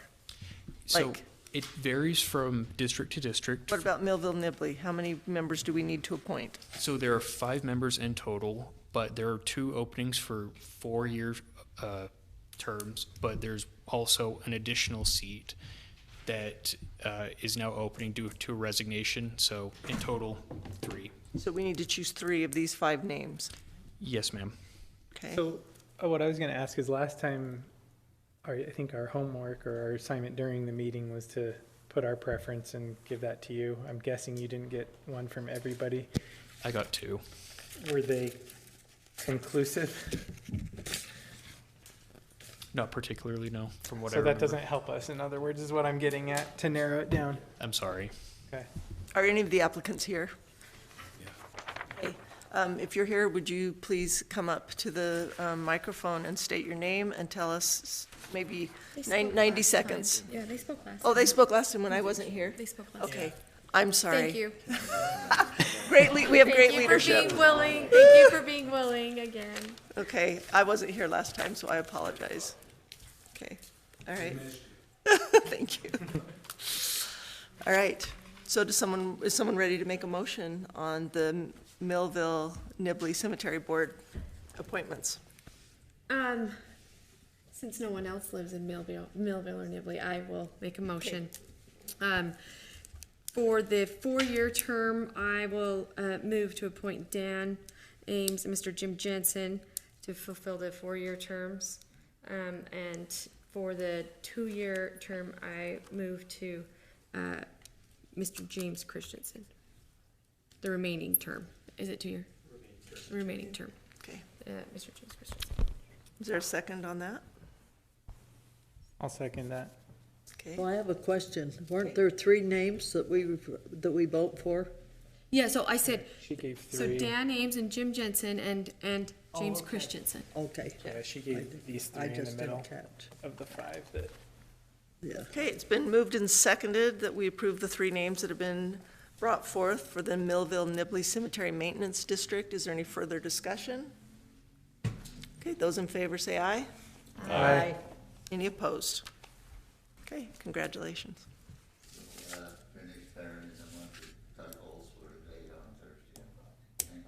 Thanks, Dan. Yeah. Thank you. Okay, now we come to the Richmond Cemetery Maintenance District. How many names are we supposed to approve there? 5? And there's 6 there. Okay, is someone looked into that and want to make a motion? I think if we're going to continue tradition. Okay, I live Mr. almost, Erickson. I live almost in Richmond, but they may not still accept me when I die. So, but I would move that we accept Kelly Crafts, Amy Sadler, Jared Gilman, Kevin Graham, and Samuel Roberts. Those 5 on there. Jeff Young is the current mayor, and I think he'll have plenty to do. So, I'll second that. okay, it's been moved and seconded that we accept the names mentioned for the Richmond Cemetery Maintenance District. Is there any further discussion? All in favor say aye. Aye. Aye. Any opposed? Okay, that is done. All right. Yes. I think the proper procedure would be motion for passage of the resolution with those names. oh, yeah. Okay. There's 2 different sets of names for one resolution. Okay. I apologize. True. I move that we pass resolution 2026-05 with approved appointments that were just agreed upon by the board, or by the council. Second. Okay, it's been moved and seconded that we approve do I have to suspend the rules on this one? It's an initial proposal. No, it's a resolution. It's a resolution, okay, that we accept resolution 2026-05 with the appointments that have been presented. Those in favor say aye. Aye. Any opposed? Okay. All right, 2026-06, removal of certain Class B road segments from the Cache County's Class B road system. Who's going to present on that? No math? How do you talk about roads with no math? Yeah, where's Matt? Okay. Y'all have a map in front of you. Is someone missing one? I have an extra. It's on here too. On here? Yeah. It's right here, the map. Okay. Familiar with this road. So council, this resolution was brought forward as a result of the discussions that happened during the last county council meeting. Chair, you weren't here, but. And by our request. Yes, exactly. By resolution, this resolution 2026-06 would be removing certain segments of the Class B road system designation that we have here in the county, and it would effectively then transfer those to Class C, meaning they would be taken over by their respective municipalities. The printed version that you have in front of you is different from the one that was put into your media packet. I spoke with some of the fellow employees in the GIS division, couldn't remember the name, and they had some input, and so just the amended text is what's been printed in front of you, just making certain clarifications since Logan took on a portion of the road that was running through. So these just have technical corrections, but overall this would be removing that designation. Is there any questions? The bridge that they're talking about, excluding from that, is it, It's technically an unincorporated county. okay, so that's the only portion we would maintain, I believe so, yes. okay? Give them that too. Are we sure the bridge is unincorporated? I'm pretty sure that's Nibley's Bridge. Well, as the resolution is written, regardless of what the reality is, it would. Why wouldn't we give them the bridge? Yes. Yeah. I mean, yeah, it's on a, We don't want people committing We crimes built on it. that bridge to escape the Drive out there and plow jurisdiction. the bridge I and know, then drive like, away. it should be there. It should That's be. the most expensive They part of the built it road. I anyway. know. I know. I'd like to find that out. Madam Chair? So, Sorry to interrupt. go ahead. I was just going to say, I believe Mr. Murray has a comment. And Yes. Chair, I mentioned to you yesterday that the executive had some conversation with Providence about maintaining the road. He might have to be able to better explain that conversation. Providence, it's gonna take a little time if we want to give them an opportunity, but Providence is offering to take over maintenance and continue all expenses involving the road. They'd like it left a county road though, and they would pay for all maintenance and so forth. Got to work that out a little bit. They have some reasons why that's their preference. Does this cause us a pinch like we discovered last meeting, as we got some people who want to do something with their land, and yet They can't do it. they're in the middle of nowhere. Nobody's answering on the city, nobody's answering on the county, because each one's expecting the other to do something. So I don't want to put a landowner in timeout because we haven't figured out what to do with road. Does that make sense? Well, I think our current policy precludes them from developing where they are because that road is ours. And if we make a policy exception for that, it could have long-range effects for the rest of the county. Yeah, if it's a county road, then you got all egress and ingress of anything It's a on the county different- road, they come to us. Yeah, it's a different set of stipulations. And I wanna turn that over to the cities, that's their business within those city limits, let them take care of that, that's what we're after. Well, we've held a group of people up quite a long time. Yes, on we this, have. And to me, there's not been a good reason for that. Catherine? So, just a clarifying question of the executive. They want us to retain ownership, but all maintenance will be shouldered by And Providence? it isn't an issue of giving a person permission. I don't think there's any hesitancy by letting the city make those decisions and having those executed. What Providence is concerned about is they want the road maintained to a certain standard.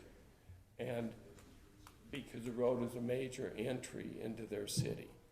And so what they want is to have a level of maintenance that's consistent with that, and they're not sure their neighboring cities will provide that level of maintenance. That's the issue that Providence raised with me.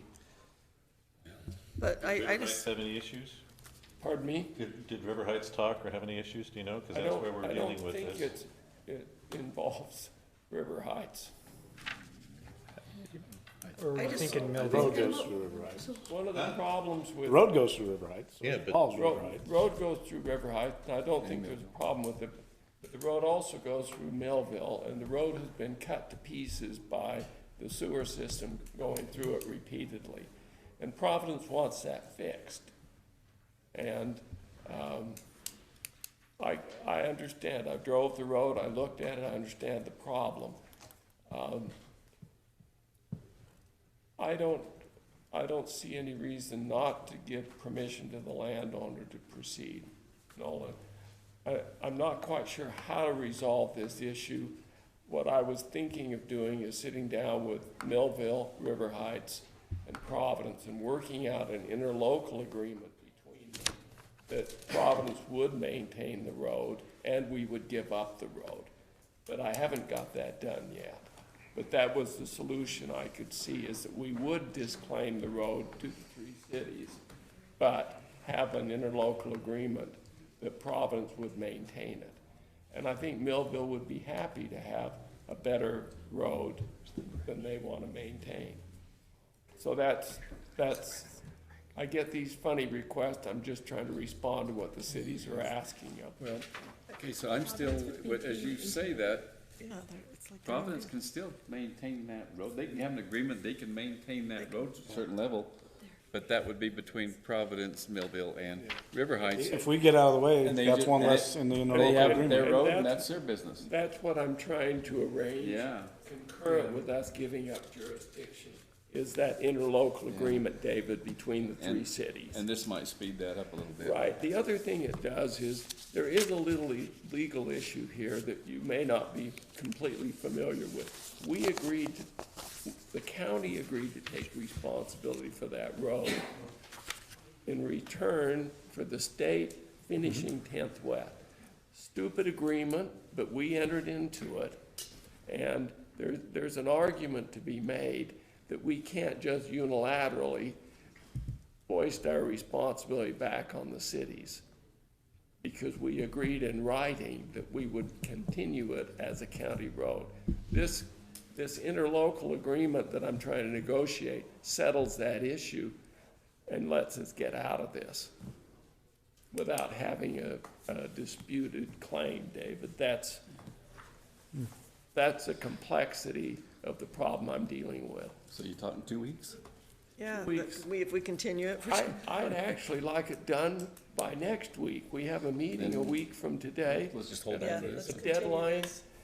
You can do it, you can do it. Yeah. Yeah, if you give me a deadline, I may not have the interlocal done, but if I have the three cities in alignment here, I think that's a better way than just walking away from it, is to get them to accept that it comes back. That solves our problem with getting rid of the responsibility. And if Providence is willing to maintain the road, River Heights and Millville are gonna be happy to have it come back. And instead of the county maintaining it, Providence will be maintaining it. So Providence is willing to resurface Millville's portion of the road? That's what they told me. Yeah, I just feel like it. They taken out of the library should budget? not own it by the county shouldn't own that road. Well, If we can get to that. Sandy, you go back 20 years, and how important was it to the county that the state take over responsibility for 10th West? Yeah. So Yeah, we have to deal with that in a way Will that, the answer come on the bridge thing? I'm still confused on the bridge. Yeah. well, we'll figure that we out. can If we find that continue out. this, let's, sometimes solving problems is a tangled web, and this is the reason why I want to delay. The bridge needs to be included as the road. Yeah, the bridge will yeah, be. yeah, we're not gonna exclude the bridge. Thank you.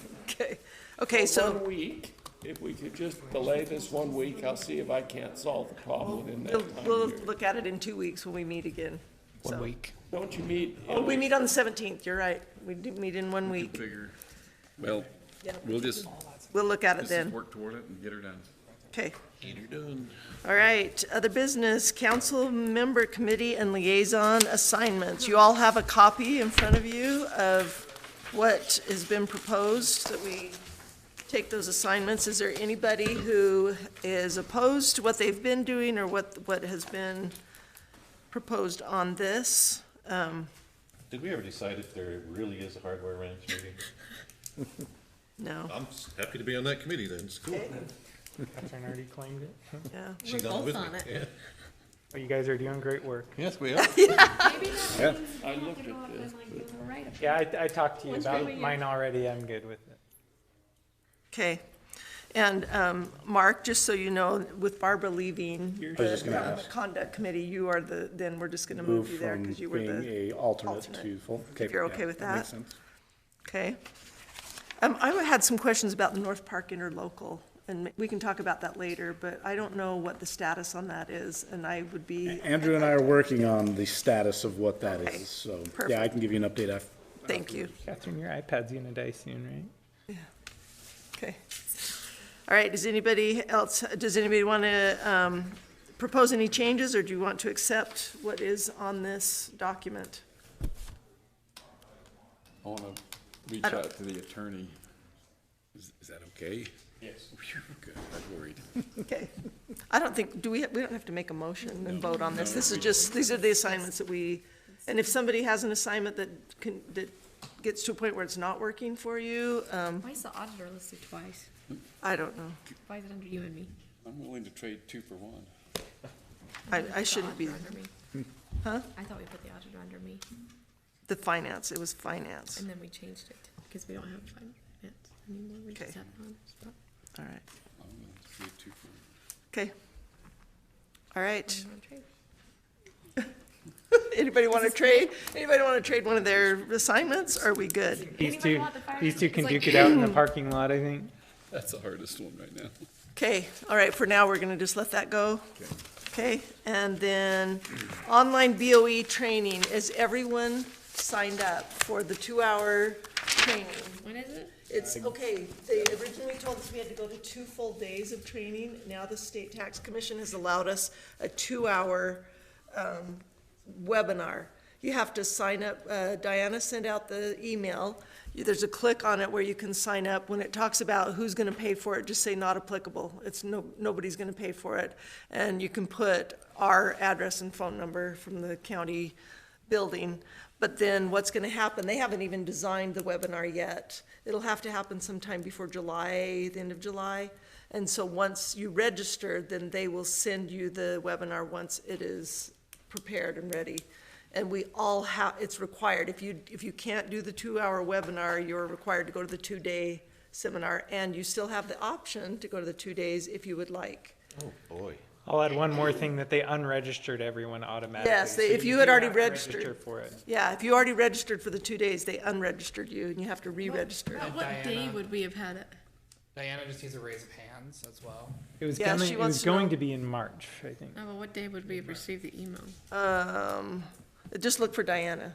Oh, it was from Diana? It was from Diana. Oh, okay. Yeah, Okay. and it's got all the links in it. And Bonnie will make sure to get that emailed to you if you don't have it.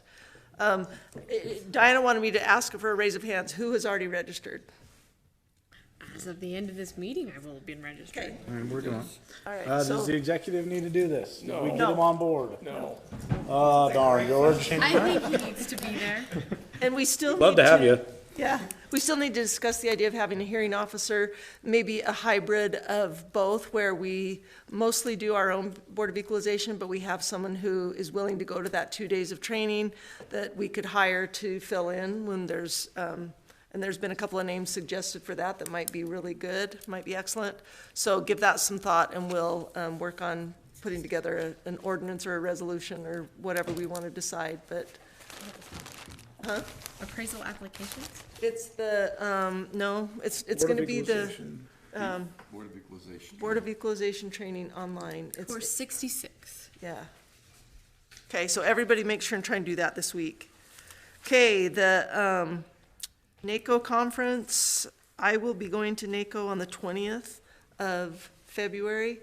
I hope to come back with a report to the rest of our council as to whether there's any value to our taxpayers, to us being more involved in NACO. I just don't have any experience with that, so we'll see if that's something we would like to budget for, or whether we're just gonna say, we're just take care of our county.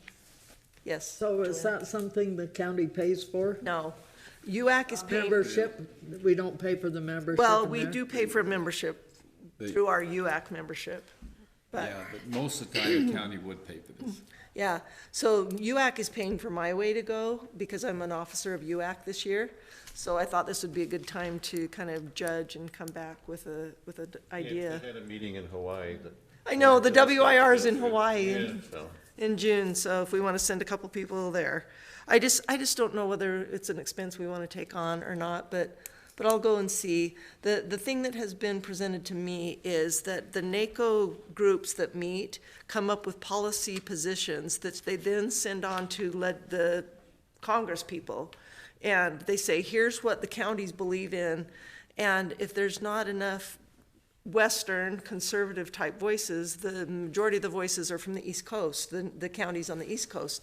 So those policy positions may or may not be to our best interests, and it may behoove us to be there to be one of the votes in the room. But I don't know how much that really is going to be worth what it would cost for us to attend these conferences. So think about that, and I'll come back and tell you what I think after I go. Being held. This one's in Washington DC. Every February, they do Washington DC.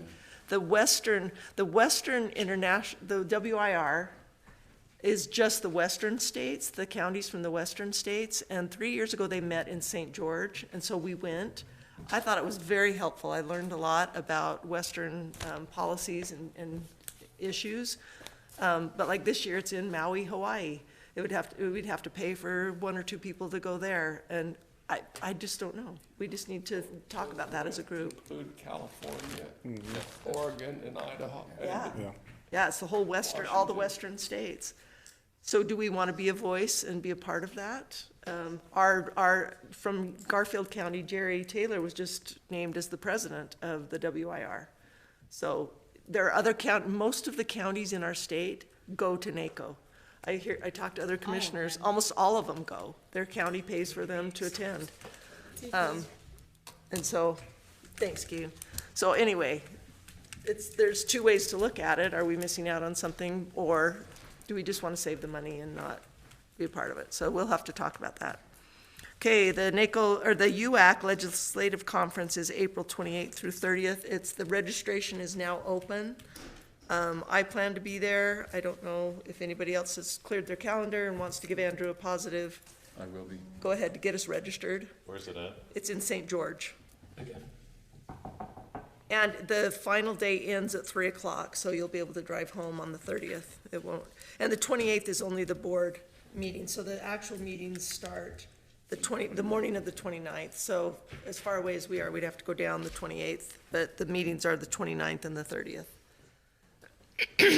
So just let Andrew know if you are available to go to that, and he'll get hotels and everything booked for us. Council member reports. Mark, do you want to give us any updates?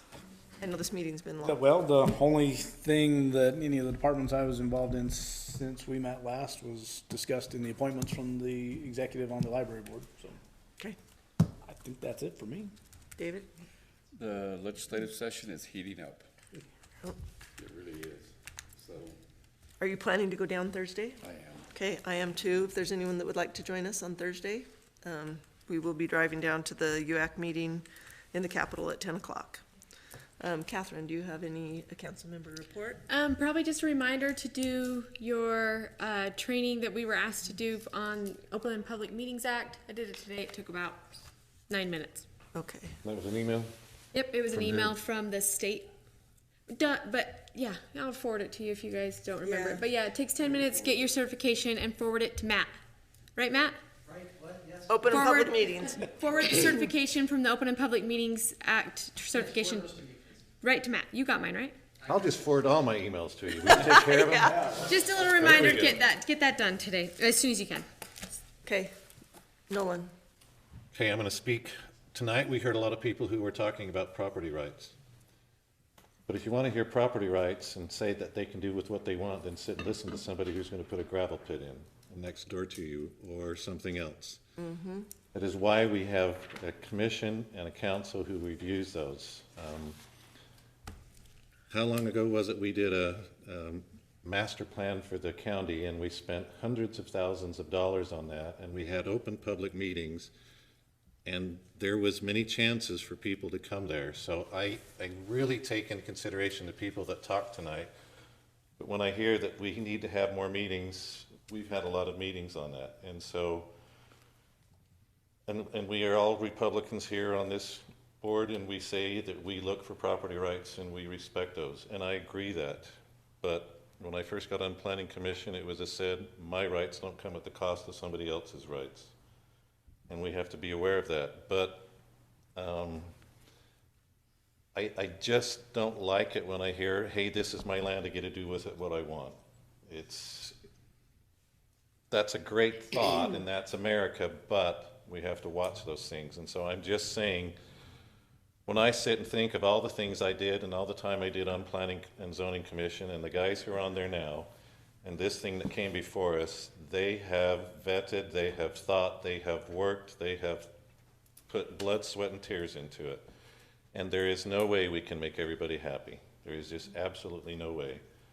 So we have to sit and look. I mean, yes, the county's going to grow, but can we do it in a manner that we understand the growth, we control our costs, we do all of those things? We're not taking the ability for them to develop their land. We're just saying to a certain point you can develop your land without impacting those who are around. Because those people who came for the subdivision, there were a lot of people who were around them who were saying, this impacts me heavily, not heavenly. And so there has to be, and it's tough. We're sitting here saying, okay, we got to weigh this and we got to weigh that. And so I'm just saying that when people say they want to study and look into it more, come to Planning and Zoning and sit and listen to those guys go through it and vet everything out. I mean, and Andrew, did you find out anything if we can pay those poor guys anymore? Still working on it. Because I just think we say, here comes serve, and then they get ripped from the public in those meetings, and then we sit and second guess them. And that's our job, but at the same time, I hope we put into consideration what they're doing and how they're serving, and the fact that we just cannot say to everybody, do it with your land. It's impossible, because that's why we have zoning, that's why we have those things. I mean, I had a developer who wanted to be annexed into the city of Wellsville, and Wellsville said, okay, you pay for the water line, you pay for the sewer line. It's not on the citizens of the city or anything else, and that developer was ready to do it. And that's, I think, what we're asking is don't put this on other citizens if you're trying to develop.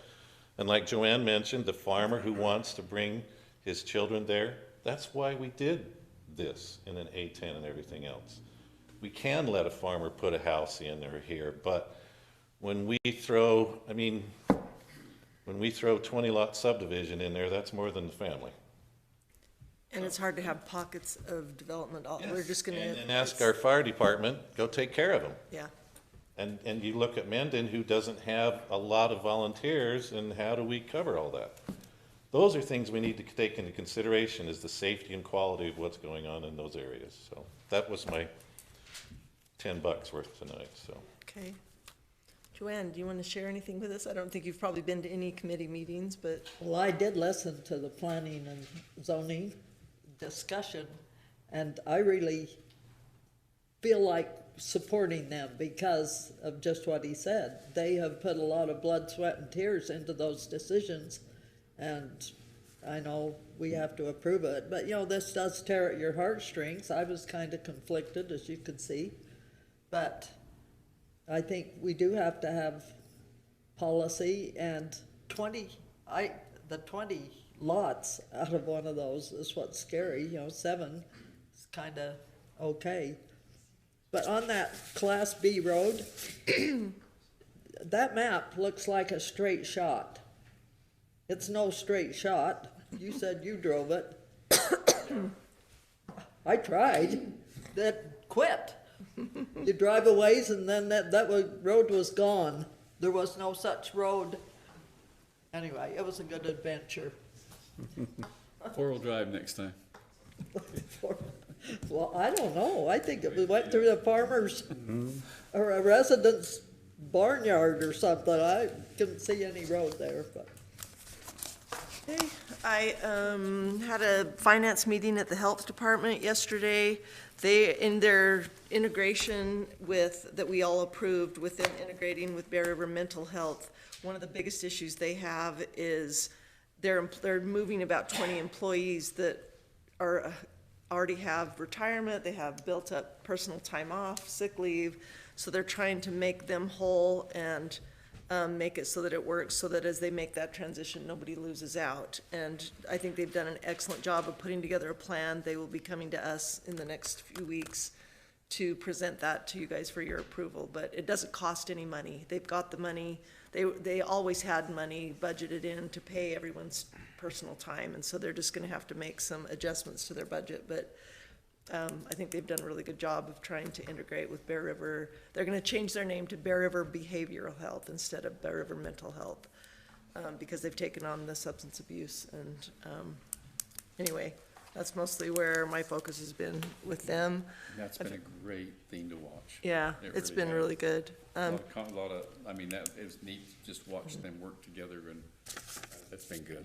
Catherine and I met with our executive Monday morning. We'll continue to do that most Mondays, or at least the Monday before our council meetings. If any of you have issues or you want to join us, we can have 3 of us there, or if you want us to advocate for something, please let us know. Welcome, Dane. We're glad you're here, and I think with that, I'm gonna call it good, unless, does somebody want to say something? We've got a lot of issues coming up in the fire district, and it's hard to explain all the issues and what's going on there. We're gonna have to work hard. We've got a meeting, what is it, Thursday, Brady? I'm trying to keep lines of communication open, but the information coming is hard to correlate and make it fit with what everybody's expectations are in this situation. I think it's probably gonna take a couple of workshops as you gather information and then want to share it with us. That'll be. We need to figure out what we can actually do in terms of bringing the cities to some kind of a consensus. To some extent, they're against it, but they're not all against it in the same way. And that makes it very hard to come up with solutions. Brady's comment to me is data need to divide, what was the phrase you used? You said data needs to drive the decision. And trying to get everybody to accept what the data says has been difficult. So we're continuing to work on that. Somehow, someone released, they said it is some like big fundraiser. Yeah. It is not a fundraiser. It's not gonna be a moneymaker for anybody. It is just, what's quality of service are we after? What do we need to provide? And these are the costs to provide it, and it's pretty clear. We need to make it fair. Yeah. That everyone's paying the same amount and everyone's receiving as much as possible the same level of service if possible. And that's gonna be the hard part. In this county is not possible, Sandy, and we just need to understand, and it comes back to Nolan's comments about you're out in the county, you cannot deliver fire service to the far reaches of the county on a same basis. But can we do better than, do the best we can? That is a good goal. Okay. And just one more thing, there is a debate for the county attorney office, February 12th at Utah State. Where's it at? The Huntsman Building? In the Huntsman Hall. Okay. 260 is that. Yep. If any of you want to be there to listen to that, that would be great. Okay. I would take a motion to adjourn. So there's a debate with respect to who's going to be named the interim attorney? Yes. Yes. Wasn't Well, clear. It wasn't clear. It hasn't been clear from the party. Who's It's- running Is it? it interim or is it for the convention? I think it's kind of a combination of both. Combination. Okay. Because The Republican Party and the radio station. Because So I was gonna say, if it's because the the interim, party, we're the ones who make the decision on Yeah. the interim. Yeah, I'm, If there's only three the party just chooses 3 applicants, so. I was told about it last night, and I haven't gotten any more information. Hang on, I mean, you are the body that makes that Yes, we decision. are. So why have a public debate and get everybody excited as though Oh, no. they're going to influence you? Yeah, that's what I don't understand. Yeah, I'll talk to Conduct a debate and have them. Natalie, and we'll discuss that. Unless, I'm confused. That was. To me, it would make more sense to do that when it comes to a primary election. Not pass it. but Yes. Not at I this thought- point. I thought it Take made more everybody sense to off, have it so. later, but It makes more I sense got to have it told last closer to night that the convention. debate was happening, so that's. I think it's held on March February 7th, 12th at what time? and they'll, the At party 6 o'clock. recommends one person. No, they recommend 3 We people. recommend 3. All three? Yeah, they can't designate Narrow one. it down. I want to debate Kurt. So who started this? Thursday then? Well, it's the party. We just found out today. We'll figure it out. Okay, motion to adjourn. So moved. Home. Yeah, sure. Well, hey, the Aggies are playing right now. Oh.